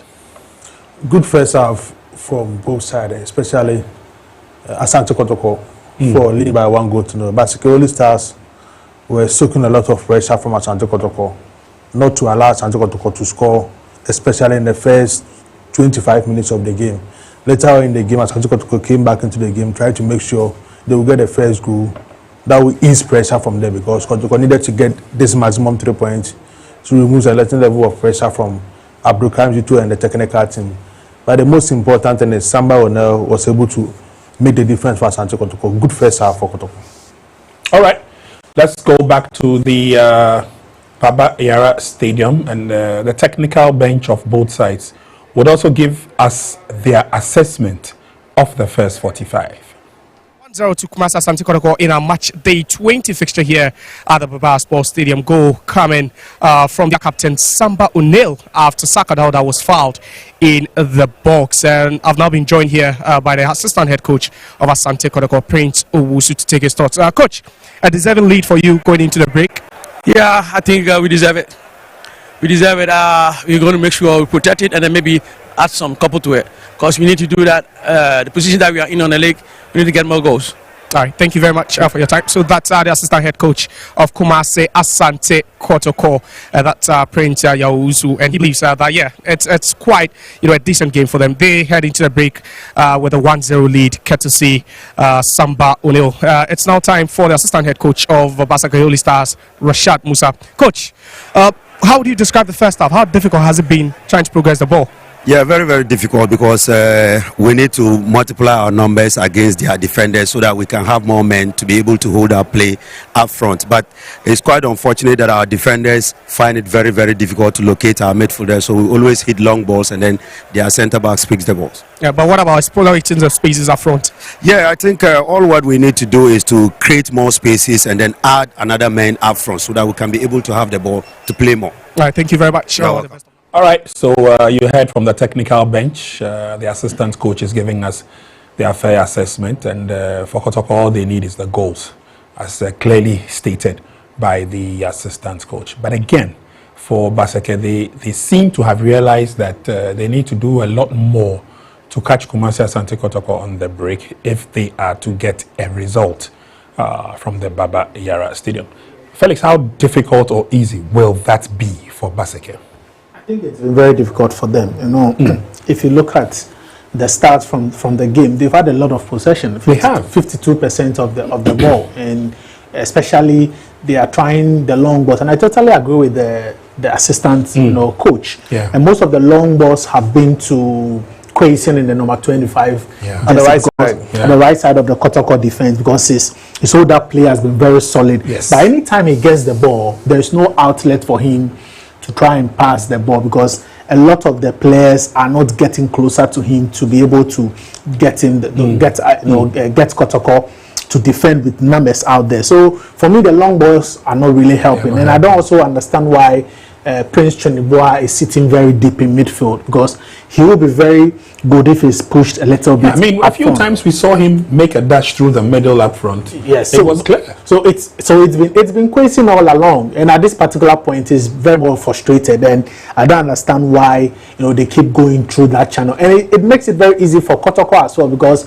you have Ariansu and then Simba picking up those long balls, and then they initiate attack, get the ball to Bedu or Jehu in midfield, and then they start to initiate attack. And what Kotoko are doing quite well is the fact that they are also using the flanks. They are using Dauda, Saka, and then Peter Amidu Akwa on the flanks, and it's been very, very good for him. I also love the fact that Dogo is very mobile.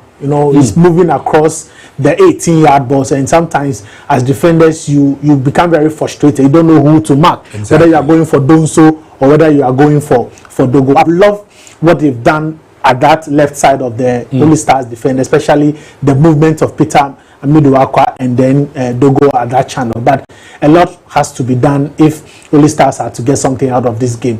Both teams haven't really created a lot of chances. I think that one good save that Kamara. I don't know why the referee didn't give a corner kick. Probably was offside, but that was a very taking. One of the talking points was this incident, and this was when the referee whistled for a penalty kick for Asante Kotoko. Saka Dauda was on his way. When you are in the 18-yard box, a lot of the times referee will give the benefit of the doubt to the attackers.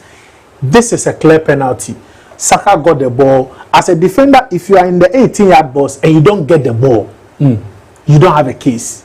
And if you look at the movement of the ball, clearly you can see that Saka too was smart enough to get the first touch. Yes, so you got the ball. At this particular point, they're stopping you. You understand? And the defender was, I don't know what he was trying to do. This was an easy job for the referee and a good decision, clear penalty. I don't know why the most important thing is the first touch. Yes, because he got possession over the ball very well to get to the ball. So any touch from the opponent player, the referee will take that infringement. So the most important thing was Saka was able to do the most important thing to get the first touch. He was impeded. That is why the referee simultaneously the referee and the linesman all took the decision together. Yes, because they were in a better position to had a better view of it. Most of the times, the first half of Saka Dada is good. He pressed a lot. After 68 minutes, that is where he get tired. So when you are facing Asante Kotoko, the most important thing is to target Saka Dauda and Peter Amidu Akwa in the first 60 minutes of the game. They lose concentration. They become tired after the 68th, 65th minutes. So anytime you are playing Asante Kotoko, make sure you target their wingers, where Saka Dauda operates from and where Peter Amidu Akwa I couldn't agree with you more. I remember Saka Dauda. The season he played for Bofuakwa Tano, and he stood out as the most promising player for the team. I guess it was one of the reasons why Kumasi Asante Kotoko made a stake, for him, and he has not disappointed since. I mean, he's almost always had that free role. When he was in Bofuakwa, for example, he would, and one of the things he loves to do is to harass the men in front of him. So he almost always had a certain advantage going forward, and he's one of the most mobile players. Exactly. He can move across all the as front well. three. Yeah. So again, it's not too surprising. Samba did the easiest of tasks, putting the ball firmly in the corner and giving Kumasi Asante Kotoko a solitary one-goal lead. This looks similar to Osai Sibe's penalty yesterday, and I'm happy. Normally, we don't see a lot of C defenders going to take a penalty, and then they do it quite well. So credit to Samba O'Neill. He's had a very. I don't remember the last time he had an awful game for Kumasi Asante Kotoko. One of the most consistent. I think he's been defenders. Inch perfect. You understand? And I've been one person who have been saying, if not for nothing, we should have naturalized him to play for Ghana, because he's been very, very good. But that's just by the way. But he's been very, very solid in the game itself. He's been very very good. He's been able to, initiate attacks. By far, he's the best centre back in our league. Oh, of course. In fact, if you should add last season, the last 2 seasons, he's been very, very consistent. He's too tall. Hardly. And one of the foreign players who is disciplined and is ready for his job anytime he's playing for Asante Kotoko. Okay, so gentlemen, before we go back onto the field, tell me, what do you envisage second 45? Well, I think that it's still, Holy Stars haven't played badly. Not at all. The only problem is they haven't created enough chances when they get into the final third. And I feel that they are relying too much on Kwesi and to get them out. Kwesi seems to be the father figure. Get them into the offensive position. I think that what they might want to do is, if possible, bring Kwesi in the beats, into the middle of the pitch, because in that area, because it's very tricky, you can get fouls, you can get set pieces, out from him. But so far, it's been very good for Kotoko. They've defended well. They have something to hold on to. If Holy Stars are to push, Kotoko can break on the counter and probably get a very cushioned second goal. But trust me, Johnson Smith would surely want to come out and come out. You think Trinidad has been pulled back? I think the position that he's been allowed to play in has limited him. I don't know whether it's because it's an away game. Most of the Basake Holy Stars home game, Isaiah Yakubu is the deep line playmaker. He look far through the pitch and identify Trinidad and Kwesi. And that is what I expect him to do in games like this, because this is a Kotoko game. Kotoko like to put pressure on your defense. So anytime there's a big hole in the midfield, I expect Isaiah Yakubu, the most experienced player on the pitch, to be the typical deep line playmaker in the team, identify Trinidad and Kwesi, and give them the best passes in the game. I think if they're able to do that, they can do something in the second half. Well, the second half will be coming up pretty shortly. There are other matches being played elsewhere. Most of them have got to the half-time and even gone into the second half. But if there's one incident that I would like us to briefly touch on, is this incident that we will share with you on the screen, and then we will get to talking, and whether indeed Kwesi probably was on the negative side or whether he overreacted.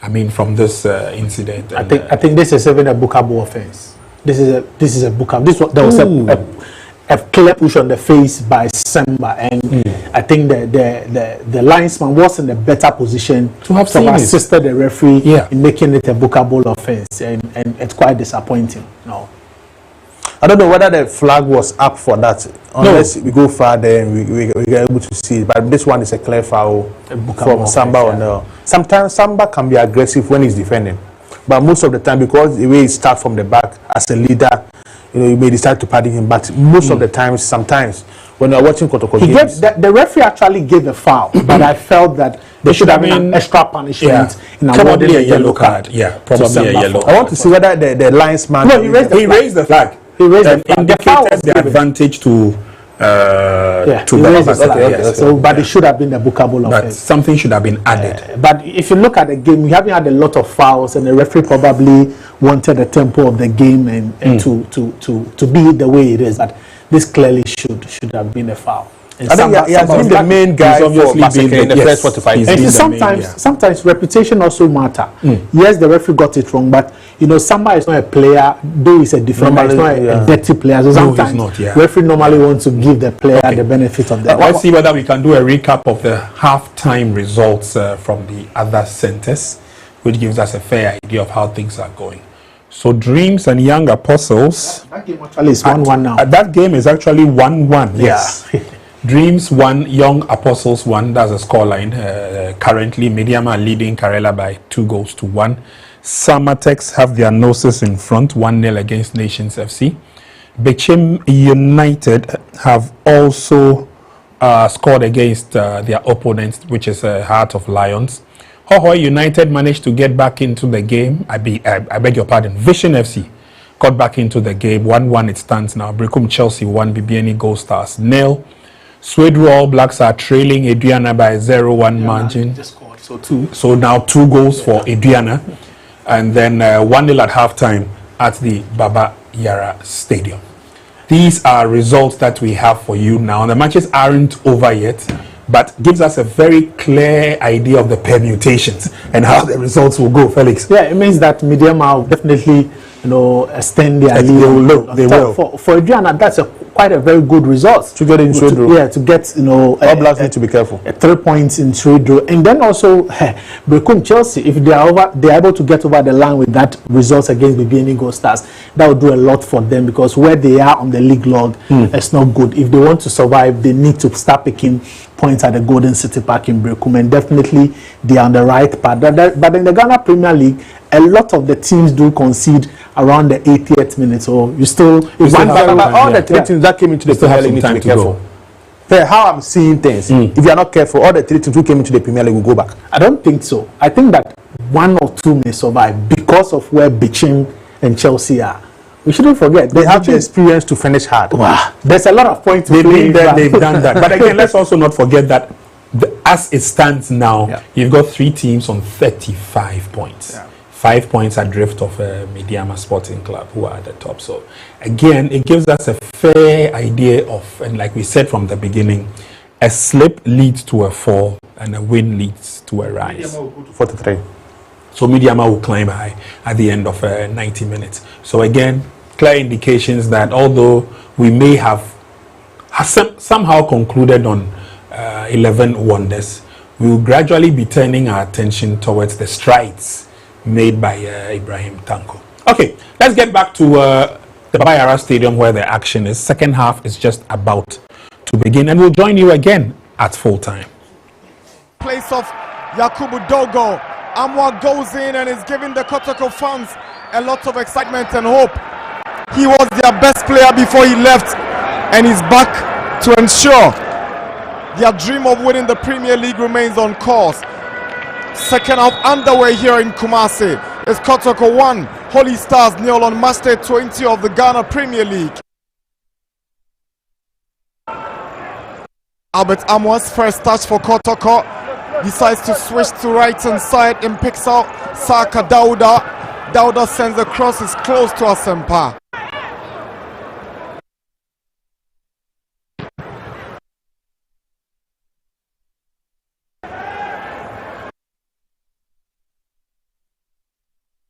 That's a late challenge from Lord Amoa on Prince Cheneboa, the danger man for Holy Stars.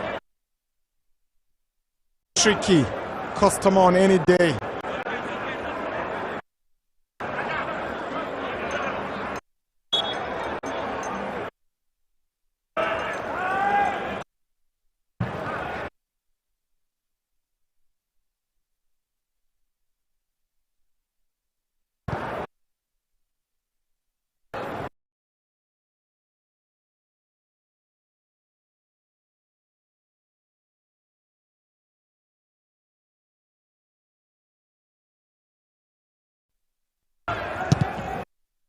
Kamara gets it away.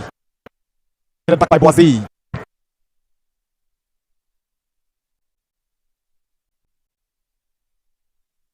Amoa left Asante Kotoko on a permanent deal for Ali Benghazi in Libya, only to return for a loan stint. Here's Amoa. He goes in with a cross. Donzo was trying to set up Saka Dauda. He missed out on that one. It's Sylvester Simba. Ball taken over by Joseph Amoa, but Aqua can't skip past Asante.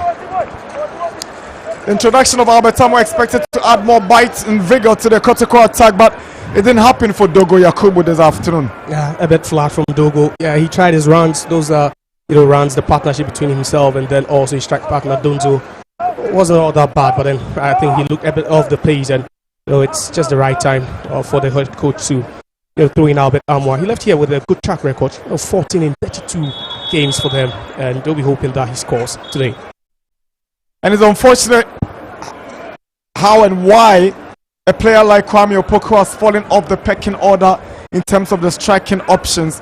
Injury must have played a part, but form must have been the real deal. Yeah, it is, but injuries would definitely take something away from you, and we've seen him. He's not as sharp as he used to be. He scored twice for them, the FA Cup win over Golden Kick some months ago. He sent them to Africa literally, but he's not really been himself since that time. And you're hoping that if you're a coach, you just hope to have all your players available, and for him it's just not good at this point.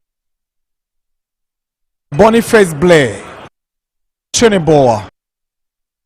Stop by Jehu. Ensu. Samba. Amoa. Jehu has given the ball away. Now Asante. Simba. Issa Yakubu shows great desire to win the ball and get to Jetia. Here's Captain Moses Arta. From the very solid partnership with Boazi Adere for Holy Stars.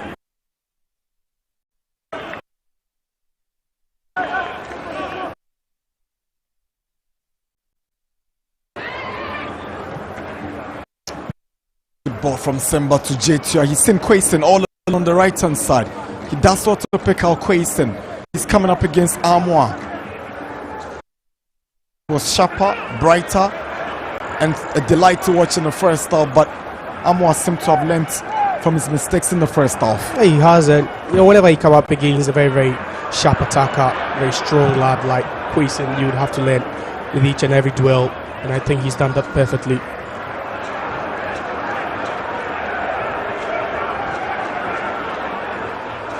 Jetia, he's found Asante on the right hand side. Here comes Sylvester Simba.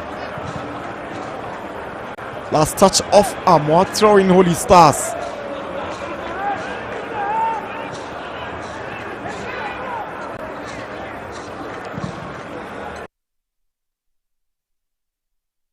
Clever from Lord Amoa to pick out his goalkeeper. Asante Kotoko without the services of their regular left back Patrick Kesiedu, who has gone off with an injury that will keep him on the sidelines for a couple of weeks to come. But Amoa, Joseph Amoa on the left hand side seemed to be a perfect replacement for him, having come through from Legon City. He's struggled for playing time.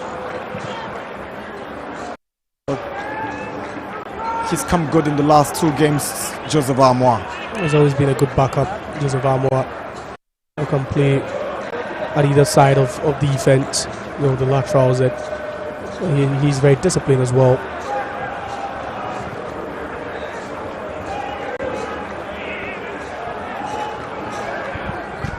Issa Yakubu, Sylvester Simba. Holy Stars are playing catch up, but they don't seem to be in a hurry to make things happen. Chuniboa, Issa Yakubu, Quaison is calling for it. I think it's lovely ball to pick out Quaison. Goes past Amoa, skips past Bedu. Quaison blocked by Jehu. Here is Issa Yakubu. Kotoko cleared the lines, but only as far as Asante. He drives one and is flown over the bar for a goal kick. Much to the disappointment of those guys on the reserve bench. Yeah, that would have hardly even been on target from that distance. You know, he's not the best at the shooting from a distance, Asante, but you know, that was a good move orchestrated by Quaison. But in that, you know, incisive run there by Chuniboa, who dropped a bit deeper. I think there were better options over there. He could have gone to the closest person in Quaison, who was very close to him, but just decided to try his luck. But that isn't beating Kamara.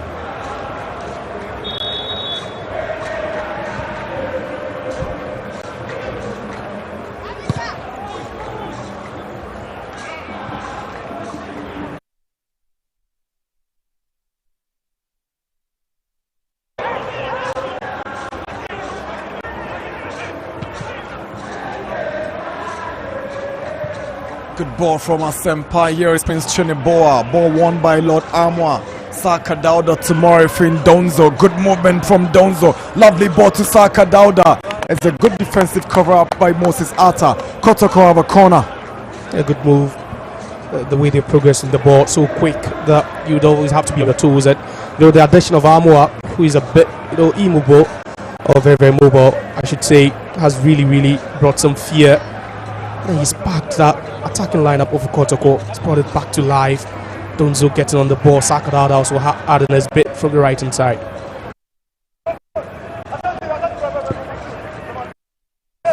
Vision have gone up by 2-1 against Hoho United at the Hoho Stadium as Young Apostles equalizes against Dreams. Is 1-1 in 2 by Joseph Amoa. Swings in the Kotoko corner, headed down by Amoa, and Moses Atta gets it away.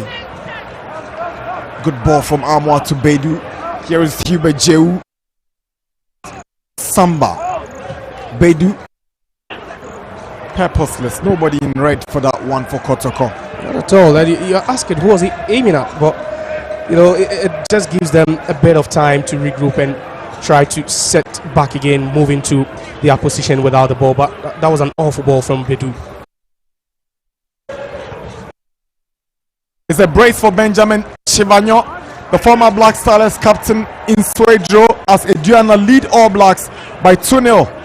The Magicians are in trouble in their own backyard. Yeah, but for Indiana, it would be a good win for them on the road, especially looking at how they struggled in recent times.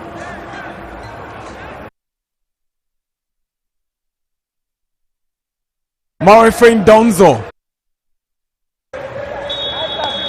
Good work done by Boniface Blair. He just wasn't going to allow Donzo nick that ball past him as well, with the protection as well.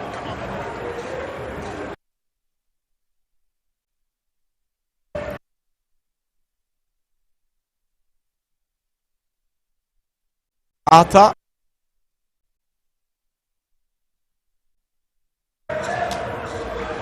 Asante.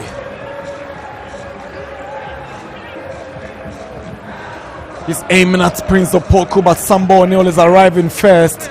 There's a push on Samba O'Neill. Intelligent defending from the Kotoko captain. Just knew how to draw the foul. Samba O'Neill. A ball hit a bit too high, a bit away from Prince Opoku. He's been a bit isolated this second half. We've not really seen much of the balls go to him, but Samba does well with his body in between Opoku and the ball and cleverly wins that foul. 10 minutes into the second half. It's 55 minutes here at the Babayara Stadium. That penalty converted by Samba O'Neill is what Kotoko is hanging on now. As Holy Stars try to come back into the game, Kotoko have introduced Albert Amoa to boost the attacking options, but has still not been able to hit the back of the net. 10 minutes from recess. It was a good move. It was a good move. At some point, you'd think that, tactically, things have been able to just, negate each other's strength. But I think for Kotoko, it was a good thing bringing on Amoa. I've not seen the best of him for sure, but still a quality player. Not too sure about the kind of football he played while he was in Libya, but it's very obvious that he didn't play competitive football while away in Libya, and it must have taken some shine away from his quality, no doubt about that. Yeah, well, if you're a Kotoko fan, you're hoping that it was that same Albert Amoa we had a couple of seasons ago that just returned for us. And he seemed pretty happy, a bit sharp. During training, he's been good. Trying to build that rapport again with the players he left behind, and it's been good so far. Marifane Donzo goes past Atta. Here is Aqua, and Aqua with a left-footed cross collected coolly by Prince Asempa.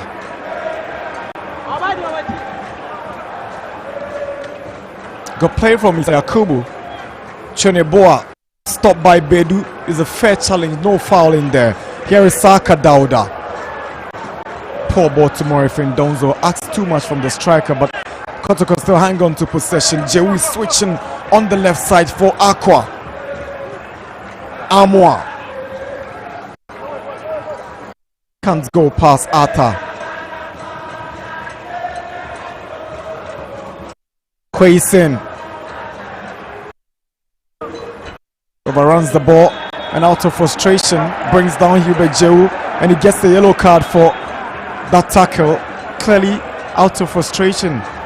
It was coming for him, and in as much as he's a good player, quality player, I think sometimes he's over elaborated. Perhaps he wanted support at that time, but no one there to pass to. Kept his head down as well, and there was a good movement by the Kotoko players to just crowd him.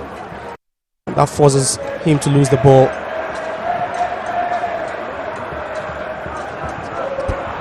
Sylvester Simba.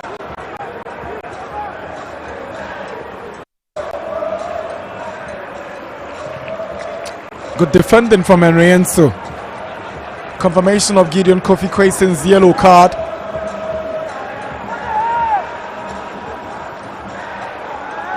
Issa Yakubu shows great desire with a shot across. There's nobody for Holy Stars. Asaka Dauda takes control. Jetua is approaching, goes past Jetua, picks out Donzo. Here is Jube Jehu. It's a long one aiming at Aqua. Aqua has got Asante to confront.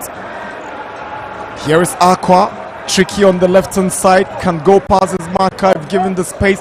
Here is Jehu, swings to the right, he's looking for Saka Dauda. Too much on it, offside.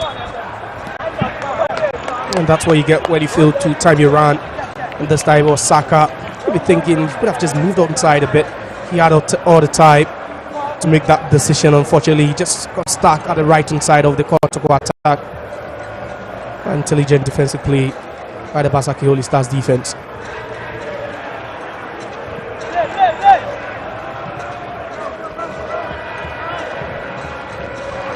Samba gives the ball away.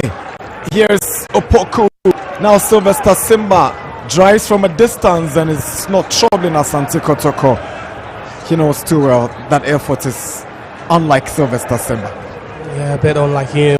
The apologies will continue from Simba. And, the last couple of shots we've seen Holy Stars take, have all been outside the box. And you're wondering how they can beat Kamara with those. And he's a very difficult goalkeeper to beat at any time. But to shoot from distance, you just need to be accurate. There should be some power behind the ball, which we've not really seen from Basake.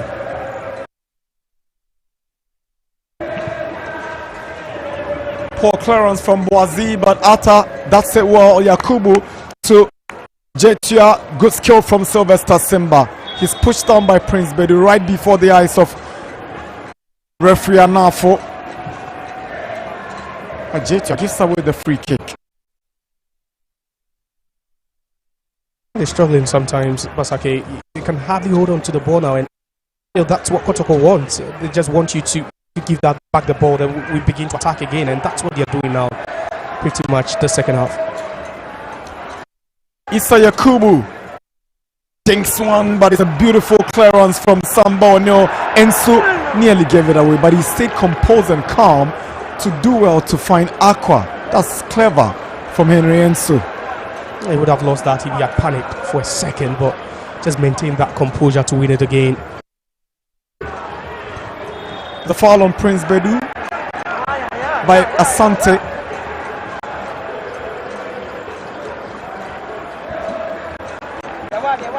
Bedu again, saw inside the first 3 minutes, been hit, at the mouth, and this time is the eye.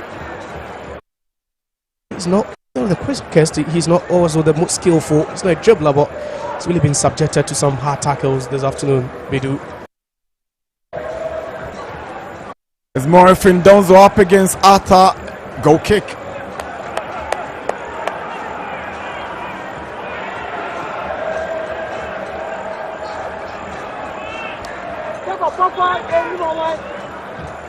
Kotoko have a player down.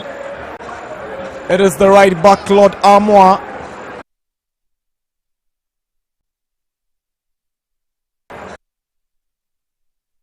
Emmanuel Kote, who went off with a long-term injury, might just get his chance to return for Kotoko. He joined Kotoko from Inswacheman halfway through 2 seasons ago, but he's not really hit the ground running like expected because of injury. Lord Amoa doesn't seem to have enough competition at that right back. They brought in Shaibu Abubakar, who's also gone off injured. So Amoa is returning now. Yeah, he's always going to be the first choice, in that position. He's really proven over the last couple of seasons, even during his time at Wickham Chelsea, he's a top player in that position. But you talk about Kote, and the weaknesses in his game actually hasn't really given him that game time he's needed. We saw him during his days as in Swatcherman, where he was an explosive right back. would always want to set forward, but defensively a bit more of a liability where he needs to work on.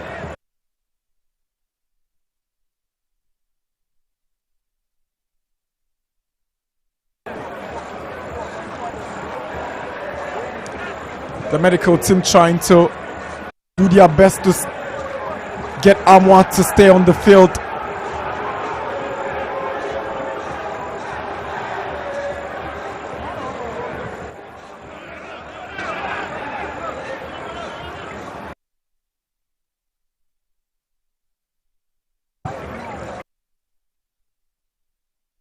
Good dummy from Jeu. Aqua against Asante. Back to Amoa.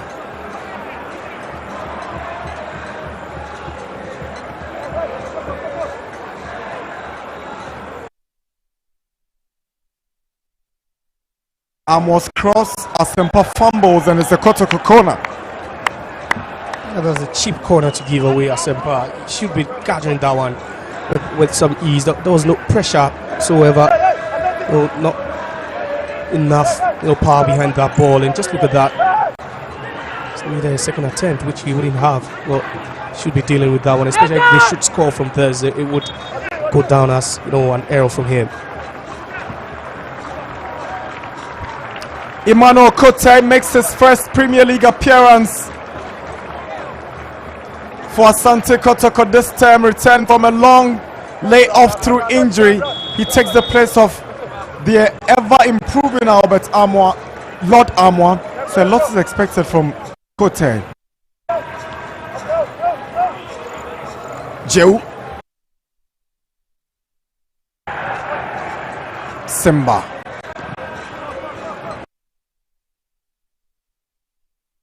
Cheneboa can't get onto that ball. Was being chased down by Kote. And that's what he wants, Prince Cheneboa. He knows he has that pace.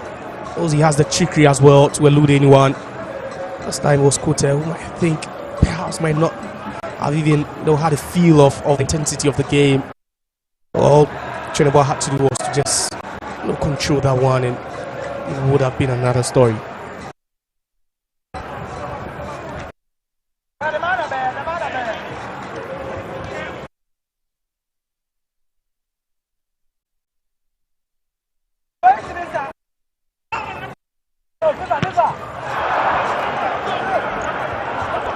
Marfin Donzo doesn't seem to get it right. He's not really been that striker Kotoko would say has given them the number since arriving. You wouldn't say he's giving them the numbers, but it's a consistency with which he's always on the team sheet. That's actually what's mind-boggling. And so gets it away to Issa Yakubu, but the flag is up for offside. I think the protest will continue. Offside certainly on Prince Opoku. Really seen the best out of the front three of Basake. Only stars Prince Cheneboa Kwesen has been a bit quiet. Prince Opoku has been isolated.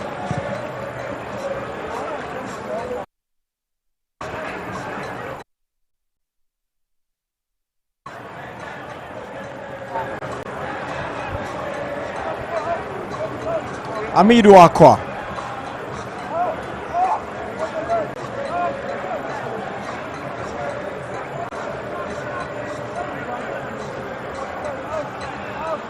Brecum Chelsea have beaten Gold Stars by 2-0 at the Golden City Park in Brecum.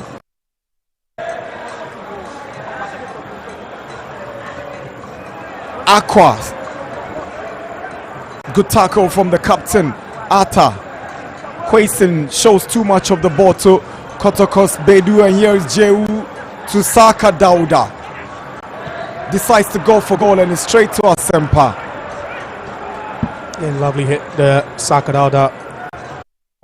When you have options as a player, usually it's just boils down to making the right decision there. I doubt hitting it from a distance was the right decision. The players making the move, there were runs being made.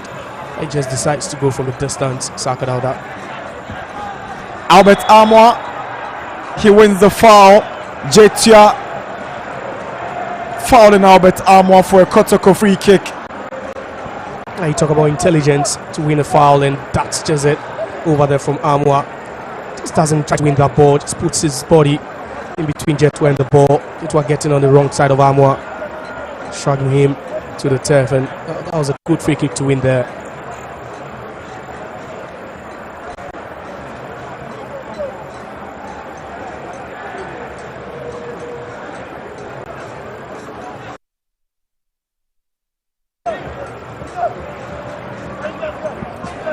Albert Amoa scored in Kotoko's opening Premier League win this season over Brecum Chelsea at the Golden City Park with a fantastic finish.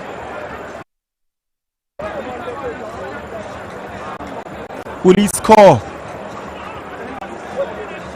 in his first game on his return to Kumasi after that brief stint in Libya?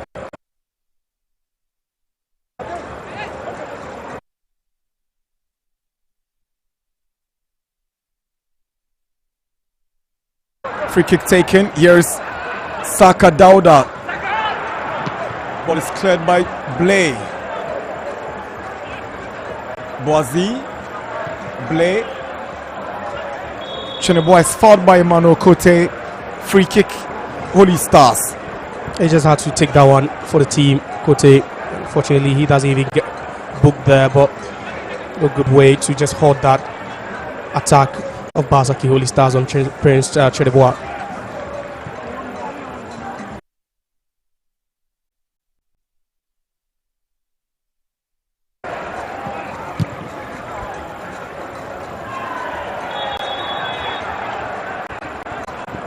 Offside against Amidu Akwa.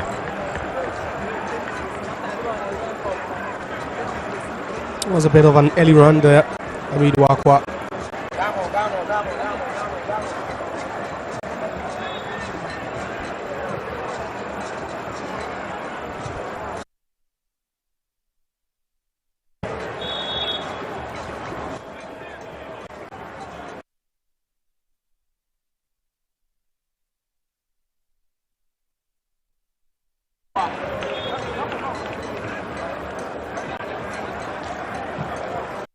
Boazi's free kick. Quayson. Handball against Quayson. It's just too obvious from Quayson. He looks a bit tired. You know, not that same energy we saw him within the first half. Doesn't look as sharp as he will. Just look at that. Too obvious, and he should just count himself lucky having shown the second yellow card.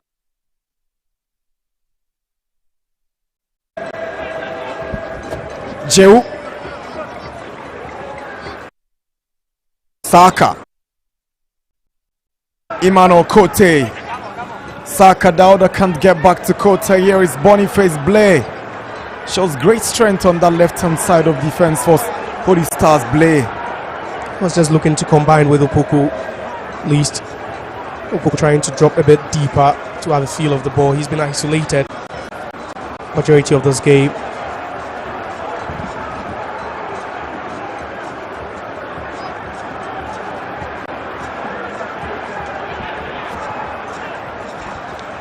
Jetia. The idea from Cheneboa was to get to Quayson, but Aqua intercepts. It's Peter Amidu Aqua. It's a lovely run from Aqua. He puts one through for Albert Amoa. Albert Amoa swings in across. Asempa gets it away. Here is Jehu. Shoots. Saved by Asempa. Albert Amoa goes down. Is a fair challenge. No fouling there. Good tackle from Asante. That was a brave tackle from Asante. Well, a couple of shots there by Kotoko.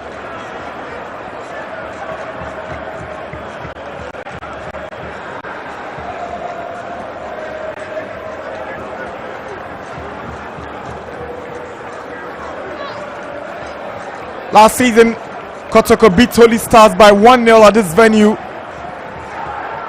Cheneboa trying to find his way to equalize, but Kamara was first to the ball. In that game, Kotoko scored the only goal through Samuel Tenedu on the 23rd of March 2025 match day 25, and it's match day 20 here at the Baba Yara. Sambo Neil's goal. Skipping Kotoko in the lead here at the Baba Yara Stadium is a foul on Saka Dauda by Boniface Blay. Yeah, again, and these two have actually enjoyed their time, with the duels over there. Boniface just knew, just wasn't going to win that ball. Quayson, you rightly said, he looked tired. He makes way for Prince Gamo. The spark with it, which he began the game with, was virtually non-existent in the second half. Quayson, he's paid his dues. Crossed by Kote. Donzo misses. Amoa with an overhead kick, and it's a stunner. An absolute beauty on his return to the Baba Yara Stadium. What a goal! Albert Amoa doubles Kotoko's lead in magnificent fashion. Oh my word! This is an absolute beauty, a world-class finish from Albert Amoa. Kotoko 2, Holy Stars 0, and it's a worldie from Amoa. That's what you get from your darling boy. That's what you get from a top quality player like Amoa. Improvises. And what about that for a strike? What about that for a goal from Albert Amoa on his return? He's been looking for it. He's been missing for the entirety of his time on the pitch. But then there's that one chance, just that moment, and it's a moment of brilliance. Just doesn't even celebrate in full fashion, but just look at that. Has the club in his heart. We're having the discussion about how competitive he's played since moving to Libya, how sharp he was going to be on his return to the Baba Yara, and how Kotoko can rely on him for the goals to get back their season on track in their bid to win the Premier League. And if he's got any confirmation to make on his readiness to take this team on his shoulders, that goal speaks volumes of his readiness. Amoa, those two boys play together. Dreams Johnson and Simba exchanging pleasantries as Johnson gets his time in this game for Kotoko. But that's the goal that confirms his return, and that's why the coach spoke up so profoundly of him, called him his darling boy upon his return, and he's really proven why they've been missing him. You talk about the fact that he's not been there. We saw his runs earlier on when he came on, but that goal is a goal of a season contender.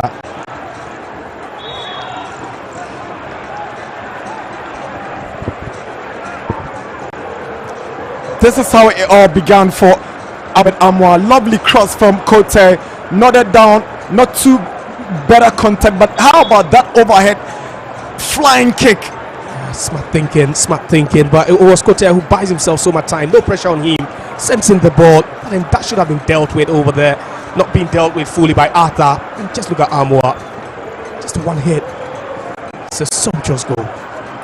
I made a point about the fact that he scored in the very first Premier League game for Kotoko this season, and whether he was going to mark his return with a goal, and he's done that in amazing fashion.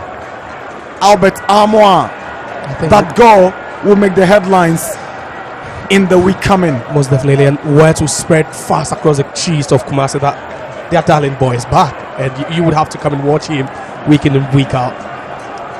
He's aiming for a double. I've seen him gone behind that free kick.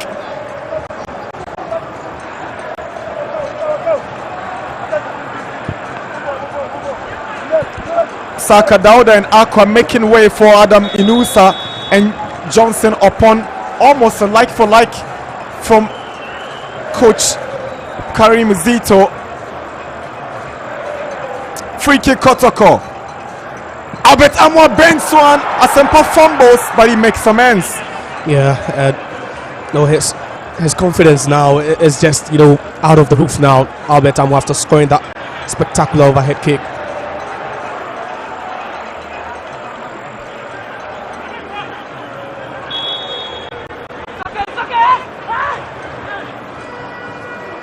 And that was the hit again, and Asempa nearly fumbling that.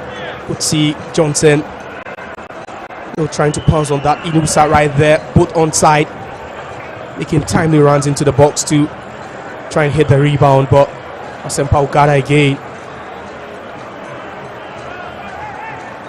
That's what sometimes you need from your attackers to, try and be on alert, try and win the second balls, and that's what Kotoko, have done this afternoon.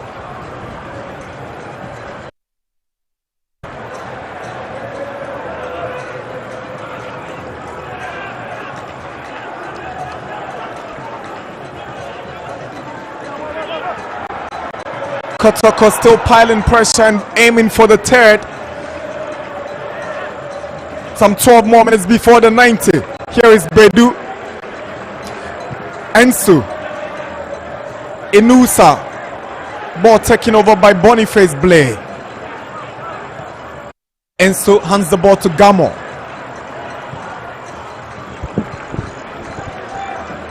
I would say Holy Stars, they've struggled this in the second half. The first half was pretty much better, but in the second half, they barely made runs into the attacking third, and see the likes of Simba not really supplying the balls to the attackers. Issa Yakubu, fouled by Jehu, quickly takes the free kick to Jetia.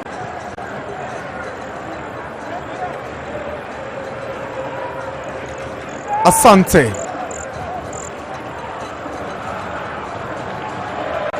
Marifin Donzo. If there's something that is keeping this guy consistent in Kotoko's lineup, it must be his work creating ethics. He doesn't stop going. He's always running for the team, defending, attacking, linking up play, but the goals ain't coming. Yeah, it tells you the dimension with which he plays. With that, he's not the striker that gets you your 15-20 goals a season per, his scoring rate, but the work rate just up there.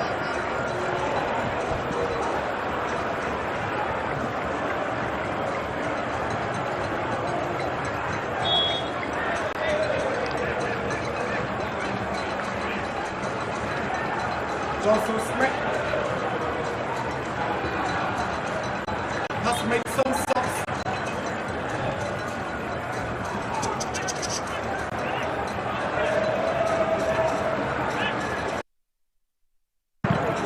And clears the danger.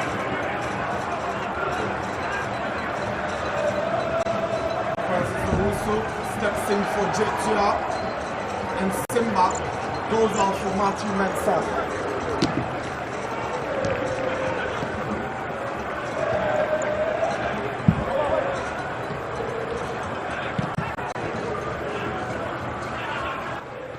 Those substitutions expected to add some bites, at least in the last 10 minutes for Holy Stars. Mensah and then Owusu. More like attacking substitutions. Attacking substitutions. Yeah. He's throwing everything at Kotoko. Now, so they move into a four-man attack in the last 9 minutes. That's interesting from Johnson Smith. He's down now, and there's nothing to be scared of at this point. And here they go through Chiniboa. Gamo cleared by Ensu. Donzo. Here's Jehu. Too close to Asempa. It was meant for Albert Amoa. Yeah, and he would have latched on that if there wasn't enough space for him to operate. He's been quiet though, but they'll just count on him to give you that moment of brilliance when the time arrives. Gamo. Jetia. Issa Yakubu.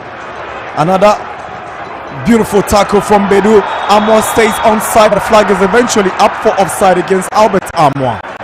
And that's the only reason why he's not going to score his second of the day. Albert Amoa, the flag went up rightly, but I think he just made that late run. But this is where he gets dangerous, especially when there are spaces though for him to operate. Marifin Donzo is making way for Kwame Opoku, the out of favor striker. One time a darling boy for these fans, but these days he struggled to win over their love. Kwame Opoku. And you'd never say he's lost his mojo. Yeah, he looks a bit off the pace, but you look at the head coach of the club, and he has some players he wants to work with. Hard-working players up front without the ball. Desperately looking for a double to further send these fans into wild celebrations. Yeah, he's moved a bit central now, but he's dropping deeper. They're feeding that one away. Just look at that, no chance. But the ability to hit it onto the tip made it so difficult for Asante Kotoko. Amoa again, a workaholic. Made the right decision at this point. He knew he wasn't going to score. And then in one game, having 2 overhead kicks, tell you what, that is just impressive. And you're expecting this camaraderie, this telepathy, this partnership to yield results in the weeks to come. Don't forget, in the next 2 weeks, they have a big date here at the Baba against Hearts of Oak. Again, they will expect these guys to show up and score lovely goals like this. The ever-present Porcupine Tertiary have got exactly what they wanted. The goals that will help them find their voices. 3-0 up, you can take anything away from these fans. Absolutely, you can't take anything. But for Abdul Karim Zito, having 2 sets of attackers, in Dogo Yakubu and then also Morfin Dozo, they have the next set of attack also giving you a goal.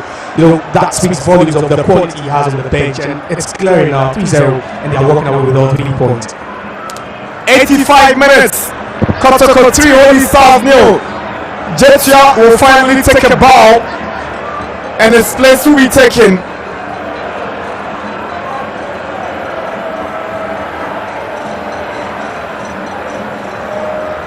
By Gabriel Apia.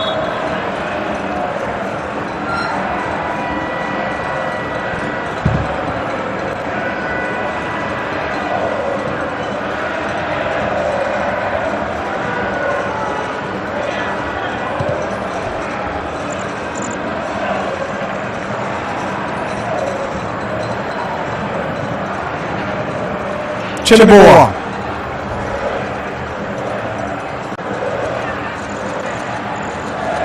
The last time Kotoko won a game here, they scored 6 goals against Bechem United. And they lead by 3-0 with 4 minutes to go against Holy Stars.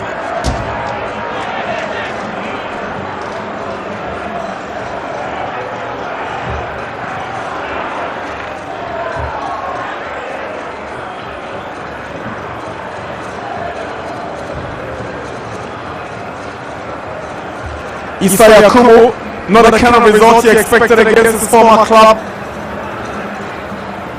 Yakubu was in his prime when he joined Kotoko from Liberty Professionals. Here he goes to the middle and finds Mensah with a long switch onto the right. Asante is there, but Joseph Amoa.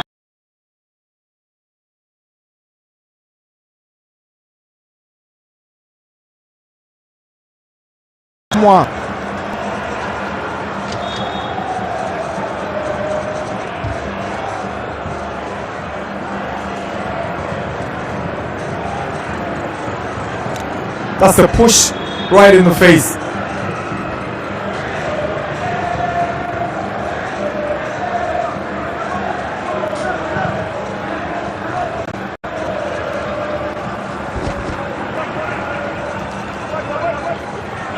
Kotoko have now scored 27 goals in the Premier League.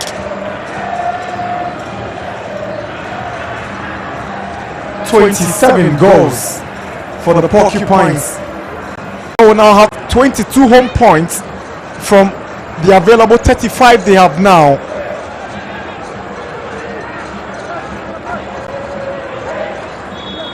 That's the push on Bedu.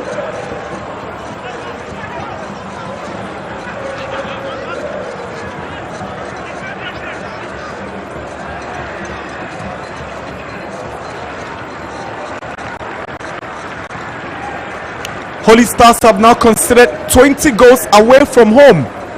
That's some horrible statistics for them away from their home grounds.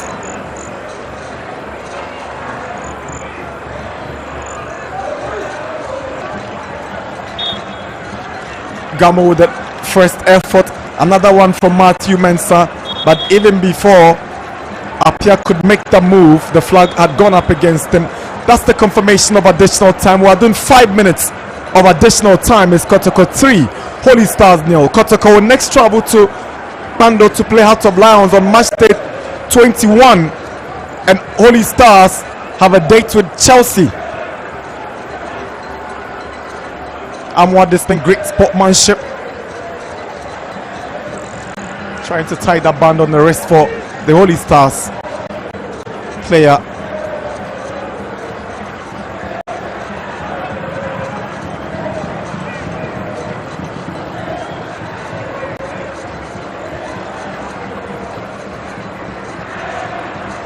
These two guys have worked really well in midfield. They seem to be striking some cordiality. Second time they are playing together in a starting lineup. Red-eyed, dejected face for the Holy Stars bench. A while ago was Kotoko's president of their legends, George Kennedy, in the dark shades and an outfit, dark outfit in the VVIP.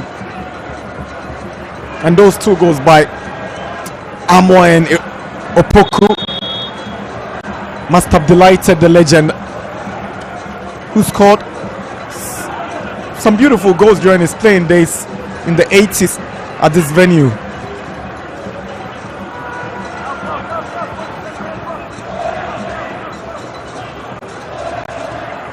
Kotoko will move second on the league table with 35 points. If it stays this way, Holy Stars will drop down to the 15th position.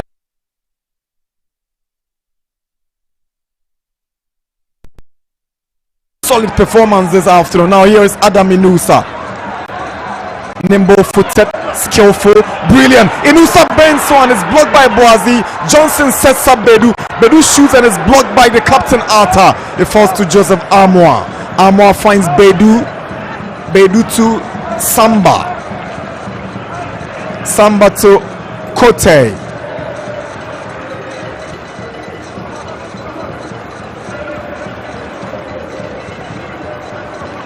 Lovely pass and play from Asante Kotoko. Under no pressure, they are living in a world of their own with those 3 goals, keeping them in a comfortable lead. Amoa, Samba, Bedu, Amoa, Jehu, Inusa. Kotoko still hangs on. Here is Albert Amoa. Boniface Blay has come up worse after that tackle.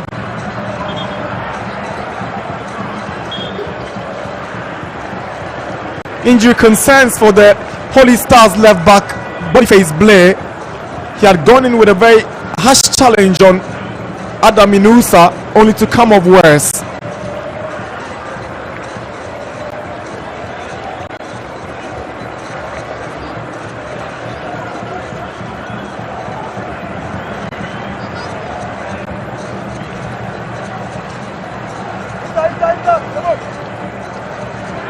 Six home wins. It will be for Kotoko.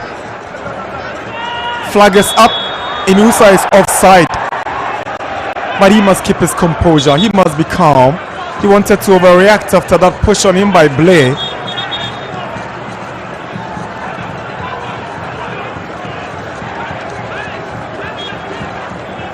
We're into the final seconds of stoppage time.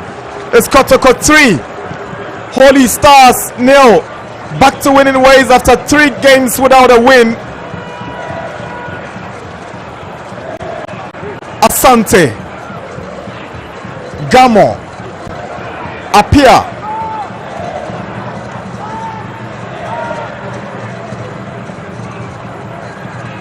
Asante, Boazi, Blay.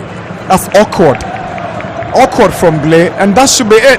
Referee Nathan Anafo has taken a good look at his watch, and I get the feeling we might just be wrapping up now.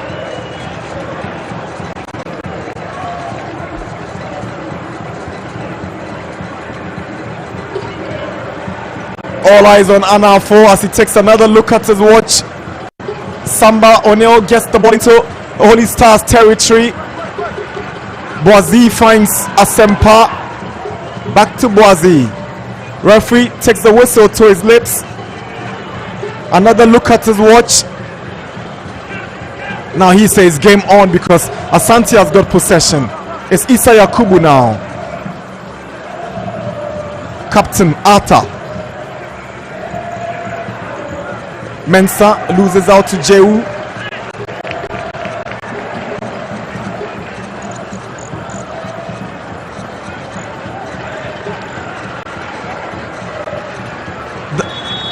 That's the final whistle. Kotoko back to winning ways after going 3 games without a win and without scoring in the last 2. They return to their fortress at the Babayara to beat Holy Stars by 3 goals to 0. 2 wonderful goals from spectacular overhead kicks from Albert Amoa, who returns from Libya on a long stint with Kotoko. Kwame Opoku putting the ice on the cake with another overhead kick after Samba O'Neil had opened the scoring through a first half penalty. It's a dominant vintage performance from Asante Kotoko that moves them to second on the league log. Hubert Jehu crowns the day with a man of the match performance. Total display that would delight Coach Abdul Karim Zito. For Kotoko fans, their happiness will be in the fact that their darling boy Albert Amoa has returned, and he's returned in style. Full time, Asante Kotoko 3, Holy Stars 0. What a game it has been. 90 minutes of action. 3 goals to the credit for Kumasi Asante Kotoko. They ride on after returning to victorious ways. It has been a very tough game. Holy Stars came. They saw they couldn't conquer. They huffed and puffed throughout the game. But of course, the superiority of the Porcupine Warriors reigned supreme at the end of 90 minutes. Tough encounter it has been, and we told you that the significance will show on the league table, and we'll be bringing you up to speed with how the standings are in just a bit. But I still have Nanedu and Felix here. Gentlemen, welcome back to the studio. Nanedu, 90 minutes. We were asking ourselves if we would see a couple more goals in the second half. Not only did we see a couple more, but we saw some spectacular goals for Asante Kotoko. And I'm happy it's Albert Amoa and Kwame Opoku. Yes. It's been a long time we saw Kwame Opoku scoring for Asante Kotoko. Yes. And for him to come in the second half, in the space of 7 minutes on the pitch, he scored for Asante Kotoko. He's a typical goal scorer. In recent times, loss of form a little for Asante Kotoko. So for him to be scoring in a game like this will bring back his confidence into the team, fight for that particular position. If Kwame Opoku is fully fit and ready for Asante Kotoko, he's a better number 9 than any other player in the Kotoko team. But in recent times, form is not really there for Asante Kotoko. So you need to pick up and make sure he's been selected into the first 11 for Asante Kotoko. Okay. Super performance in the second half from Asante Kotoko. Felix, the goal that stood out. In fact, the goals.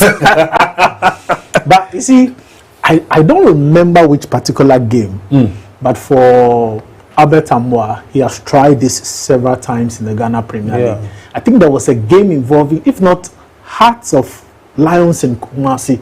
He tried the same thing and he came off the crossbar. So I wasn't surprised. I think the many goal stars. He scored it. Yes. So this was a typical Kwame Opoku trying several times. I mean, Albert Amoa trying several times, to score this kind of goals. Wonderful goals. Sometimes in matches when things are very tight, especially chance creation, you need the individual brilliance of players to win you games, to get you going. And this is exactly what we saw. He didn't just finish with this spectacular, but also created assist for Kwame Opoku to score the third goal. And before we even came into the studio, I was discussing it with Nanedu, who should have been the man of the match. And I was saying Hubert Jehu, and Nana Boyd was like, you know, Albert Amoa could have easily gotten man of the match. Came on in the second half, scored a wonderful overhead kick, went on to create the assist. Yeah, I think Kotoko deserved it. They played better. They scored wonderful goals, kept a lot of possession of the ball. You know, Oli Stars didn't threaten them that much. But another wonderful thing I saw on the pitch was when, you know, Kampoku scored the third goal. You saw the reaction of, you know, Karim Zito. Kind of was surprised. Exactly. Shit. Yes. I love that. Reaction. Is it something they discussed on the bench? No, I think, you know, that Oshe bicycle can use bicycle. And yes, I think that Kwame Poku got the inspiration from Albert Amoa. From Albert, okay. And the delivery was also spot on. The delivery was spot on. Yeah, people can talk about the ball coming off the most chain. of the time in Kotoko games, it's difficult to see Kotoko scoring from that cross. The Kote cross to Albert Amoa was super. So after that, the technical team realized they should put more crosses inside the 18-yard box. So you can see after that cross from the Kote to Albert Amoa to score, on 3 different occasions, Kotoko was crossing the ball into the 18-yard box. They realized the defenders were a little bit shaky. So let's put more pressure on the defender. That is why I like Zito's approach. He likes the strikers who put a lot of pressure on central defenders. Those harassers kind of strikers to put pressure on the opponent defender. I think for Kwame Poku and Albert Amoa to score for Asante Kotoko, I think it's a nice way Albert has announced his return into the Kotoko fold, and also for Kwame Poku to also announce that you know he's back from the injury situation that he went through. I think they set the stadium ablaze, and you can see clearly from the fans that they were happy. And for the technical team too, they will also be happy to have two. And this was the reaction I was talking about. I was like, wow, they'll be very happy, and you could see the excitement that you have two different strikers scoring in the same. And they came in the second half, and that tells you that, you know, for the strikers that started and couldn't score. Now it will be a headache for the coach. I'm going away to Pando in the next game. Who do I start? Do I go with Morfin Donzo? Do I keep what's the other name? Yakubu Dogo in, or do I bring in Albert Amoa and Kwame Poku? But trust me, in the game against Heart of Lion, I see one of these guys start. Albert Amoa will start straight. He is more ready for games like this, much more than the rest of the strikers in the team. But there's a big competition up there. Those of the players who have to grab in the Kotoko team. But I'm happy for Albert Amoa and Kwame Poku. These are typical strikers. Albert Amoa, before he was leaving the country, he was one of the best centre forwards in the local league. He came in after 3-4 months, coming back a first game like this, scoring a goal for Asante Kotoko. I'm happy for him. Happy for the two top strikers for Kumasi Asante Kotoko. Nice way to announce their presence back into the Premiership. And they have some important games too coming up. Should we be threatened? Heart of Lions, Accra Hasufuk, and others. So crucial game. I see. Okay. So at the end of the match, we'll still be waiting to hear from the coaches. But at the end of it all, your choice for man of the match was met. I think that, you know, sometimes you'd want to see midfielders, you know, scoring and contributing to goals in the game. But then again, I think that Kotoko's pace and how the game was dictated, you know, Hubert Jehu was more like the conductor of the game. He controlled the tempo of the game for the Porcupine Warriors, and I wasn't surprised that he got the man of the match in that situation. He nearly missed out, if not for the fracas that he nearly occurred at the end of the game. Sometimes when you get a booking, dictionary record can take effect when it comes to choosing the man of the match. But I think he deserved it, and in several games, he's been one of the most consistent players for Kumasi Asante Kotoko in this season. And if Kotoko should go on and win the league, he will have a huge influence in how they go on to win it. He's been very, very, very, very solid. I don't think we should also take anything away from Peter Amiduaba. In fact, there were a lot of candidates. Peter could have, even Samba had a very composed game in defense, also scored a penalty as well. And even Prince Badu did a lot of work in there. And then for a lot of space. Yes, the two players that even came on. You know, and even for Saka Dauda, who even got the penalty. So it tells you, when you have a lot of players to choose from, it tells you how good the team were on the day. And I think that I'm also blessed to, or we are also blessed to have Emmanuel Kote also back. Oh yes, almost a year onto the field, because he's been out for a very long time. Yeah. You know, I think he used to be almost very 1 year. versatile. His days back at Swatcherman, he was one of the prolific fullbacks that we had. Okay, let's go back to the Baba Yara Stadium. The coaches are ready to talk to us. Let's listen to what they had to say. We have take the thoughts of the coaches. I'm now here with a losing coach, Coach Johnson Smith. Coach, commiserations. Thank you very much. A tough game for you, but how would you describe this game? Oh, it's not a bad game because the performance of the Kotoko boys weren't bad. Because we plan to win the match. But it's unfortunate it came this way. But how would you rate the performance of this team? We saw tactically you struggled. In the first 20-25 minutes, you are alive. After that, nothing from your attacking lineup.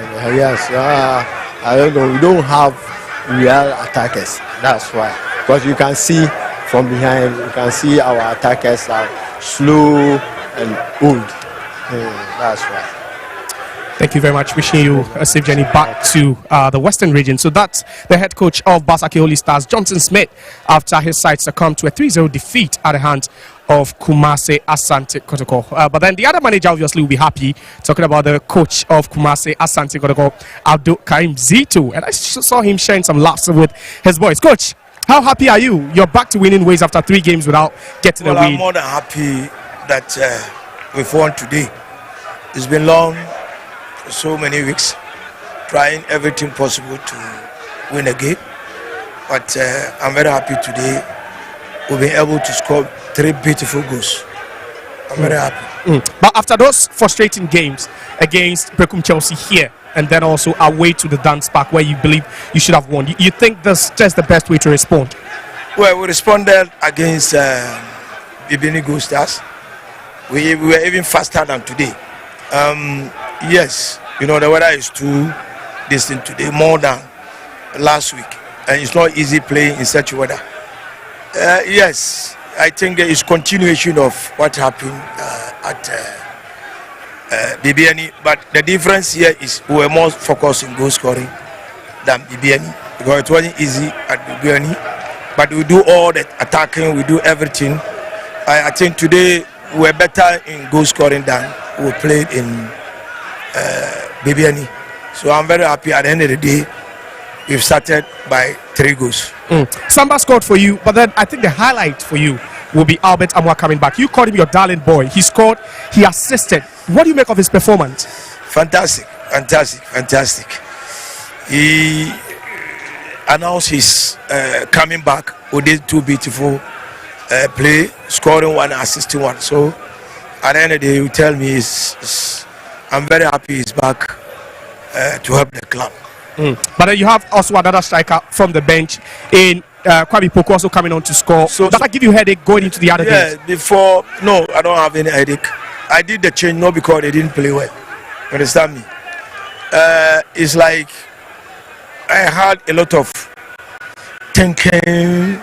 How am I going to rearrange my team without strikers, without this or that? But at the end of the day, I think gradually we are focused, and then we are also still doing everything possible to win the game, and we did it. So I'm very happy with him. And then he announced he's coming by scoring a goal and then assisting, which is very good. But with this win, you still move within 8 points because Mediama also won their game. Do you still think winning the league is possible? It's possible. It's possible. Until it reaches a point where you can say it's not possible. It is not over until it's over. Thank you very much. Congratulations once again. So that's the head coach of Kumasi Asante Kotoko, Abdul Karim Zito. His side scored 3 times in their game against Basake Holy Stars. And it's now time to speak to the most valuable player in the game. And it went to Kotoko midfielder Hubert Jew. Hubert, congratulations. Who game to say? I can say game they're tough because they're also a good side. So we decided to win this game at all costs. Now performance though in midfield is only Bedu and only Hilary Lord a double up previously. But what's your partnership now and what's your performance? How has it been for you? What's your personality? Yeah, I can say training. my more because this in medical say ajeli. Yeah, until you buy in the young position, you know, now it's more bonus. Now, Albert Amoa Waba, you've had a chance to play with him. Who performance the same? Shego or Masses? Who the performance the same? Yeah, only the minimum that I do not know how to say. Yeah, until the hands of the piano, piano, Quadia, or convert. Interesting. See, partnership Ben as who person winning them building going forward. Only Albert Amoa. Yeah, going forward, you know, like I say, I was a meeting man boss. I'm so Minas, and I be also I was a young some team shoot to share. No one American. Now most person who win the league, no. Sure. A person win the game, okay, right. Thank you very much. Right. That's the man of the match in our game. The most valuable player being a judge. All right. So congratulations to Hubert Jewu. He played quite an influential game today. He was here, there, and everywhere, masterminding everything that came from Kumasi Asante Kotoko's territory, and also supporting the men up front to see whether they could not only create the chances, but to get the goals. His effort led to 3 goals for Asante Kotoko today, and it's good enough, according to head coach of Kumasi Asante Kotoko. He believes that with such a performance, he now knows where the tap will open, as it were, for the goals to flow. Back here in the studio, we've been contemplating what kind of ideas will come into his head going into the away match against Heart of Lions. And of course, with such a performance at home, coupled with the fact that he now has an array of gentlemen, of players that he can call for their backup, it looks like he may have his work well cut out for him before the journey to Pando to face Heart of Lions. That's their next game. But Kotoko came into this game with all intents and purposes, and nothing but a win was clearly written on their faces, and they sold a very good game. But I'll take it from the losing side, and Johnson Smith also made a few pointers when he was spoken to. He felt that it was a good game. They did not have their day, they did not close in the ranks, they did not take in the opportunities as it came. He also believes that he may not have had the quality in terms of strikers going into this game. Although he knows that he's lost the game, he can only build. Nana, has he got the potential? Has the team got a potential to stay on? They've been playing well for some time, but you know, there's a Kotoko side who are motivated to get the maximum 3 points at all costs. Sure. They have most of their big guys coming back ahead of this particular game, but I still think the Basake Holy Stars team is too strong to compete for the rest of the games in the second round. You know, the only thing I realized in the game is, you know, Chinebua came back dropping to join Issa Yakubu in the midfield. I thought he would be closer to the opponent goal to at least put pressure on the opponent defense. A few times he went forward. That is where I know Chinebua normally operates from. And I think they would need a reliable goal scorer up front. Somebody Question and Chinebua can work for. And that is one thing that is lacking in the Basake Holy Stars team. And I think going forward, if they're able to identify those areas, they can do well, especially with regards to their home games and one of few away games that they will play in the second round. The upcoming matches, or the remainder of the matches, clearly poses, I won't say a lot of problems, but it poses a lot of challenge to the teams, especially when it depends on where you lie on the Premier League log. We're taking a look at the top part, and viewers will show you the table in a minute. Mediama are looking good. Accra Hearts of Oak are putting the pressure. Kumasi Asante Kotoko are there. Aduana won away, and so they are also looking sharp. So obviously, Felix, you can't say for now. I mean, we did some permutations earlier on, but those were just permutations. But realistically, looking at the kind of play that we've seen, match week 20, match week 21, it means match week 22 should bring in a lot of thrust. Don't forget, mind you, I think BBNE Gold Stars lost. Yeah, they lost. They lost today. In fact, they are out of the top 5. So like we said, if you look at the permutations we did with the 14 games left, that's 42 points. We got our prediction. We knew very well that Mediama was going to win. Yeah. We expected Kotoko to win. Heart of Oak won yesterday. BBNE Gold Stars, they lost. Samates, won. So it's very, very tight. If you I'm sure later we'll see the table, but clearly the title contenders are picking up points. Sure. The league leaders pick up a point. Ediana went away, very good results, because a lot of teams go to the Swedro Park and go and suffer defeat or get a point, but they went there, pick up maximum point. Kumasi Asante Kotoko were comfortable winners against Holy Stars, and then Real Samates winning away. So of the top 5-6 teams, it is only BBN Gold Stars who didn't win the match. They didn't win the match, But then again, every one of them will play each other. You see, that's the irony. Yes, and that makes it very, very exciting, because if you look at Kotoko will still have to play Mediama. They still have to play Hearts of Folk. But they will go to Takwa. They will play Mediama in Takwa as well. Hearts of Folk will still have to play Mediama. Would they still have to play Samate? So there's a lot of games. Yeah. Mediama at this particular point will be happy with that 8-point gap. But there is still a lot of games to play.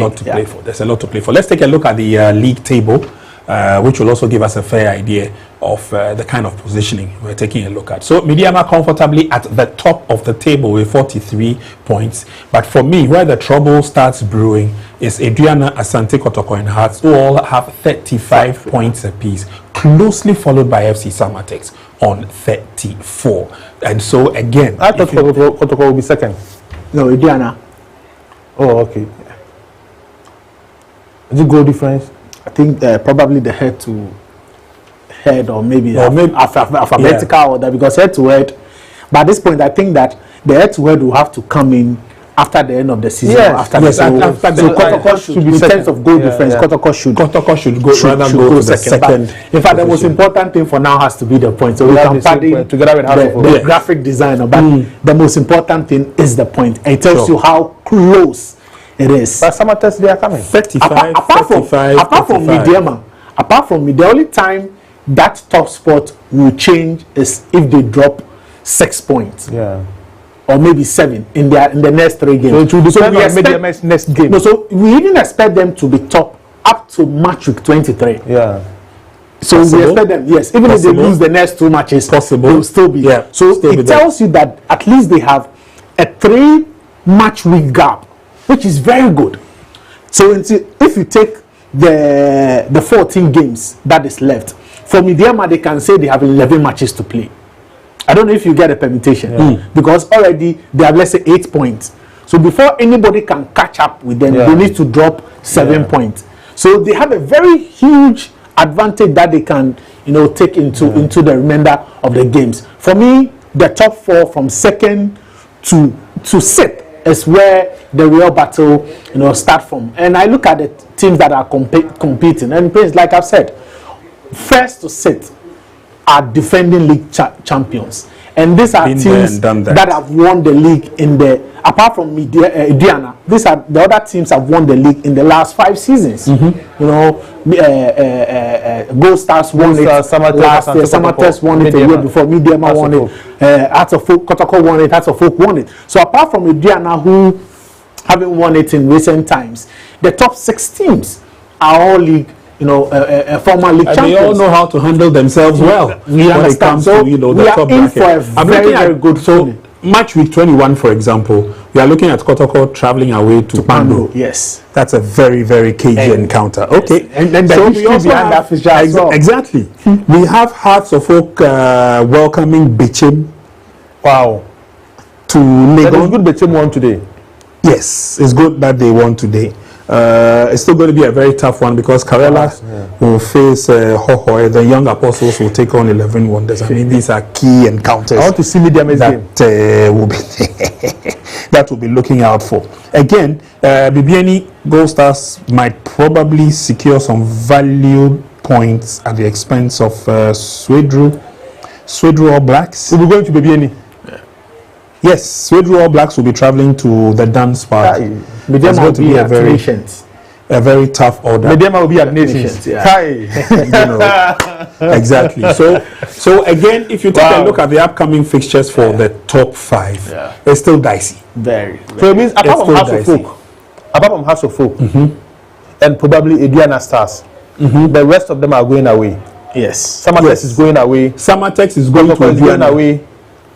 Samatex will play against Aduana. Wow. And so again, another tough encounter, and Aduana will be playing at home. And if you look at Samatex and Aduana, it's second, or it's third versus fifth, and just a point gap. Just a point. So it means that those two teams, there will be a point drop. It means that even if Bibiani Gold Stars, if they are able to, win their game against Rodro All Blacks, they get into that bracket. So they might. There's a possibility that Bibiani Gold Stars, the defending league champions, can get to even second on the log. That is, if Aduana and Samatex drop point. And earlier on, if you look at the league table, Bichim United were around the 16th position. But they just won the game now. They are 9th. Yes. Look at the change there. Brekum Chelsea before today was in the relegation zone. They've changed places with the young apostles. I told you how United will have to win. If not, problem will start coming. They do. Look at where they find themselves. And now, two teams who got promoted into the Premier League this season are already in the zone. All Blacks. The point separating them and young apostle is only 1 point. That's how tight it is. All will be playing home in their next game. That's how tight it is. All Blacks will be going to be Bibiani Gold Stars. That is why I predicted if care is not taken, all the 3 teams who came into the Premier League can go back. What a week match week 20 has been. We've brought you the highlights, we've brought you the results, we've brought you the live action, and we can't say thank you enough for sticking and staying with us. We will continue with the action match week 21 coming up over the coming weekend, I should say, and we'll let you know on which of the games to look out for, but the teams would have to struggle and survive, and the survival of the fittest has already started. Gentlemen, thank you very much. I had Felix Remark in the studio with us together with Nana Edu, and on behalf of the entire production team, we say thank you very much for joining us. My name is Prince Anand. Bye for now.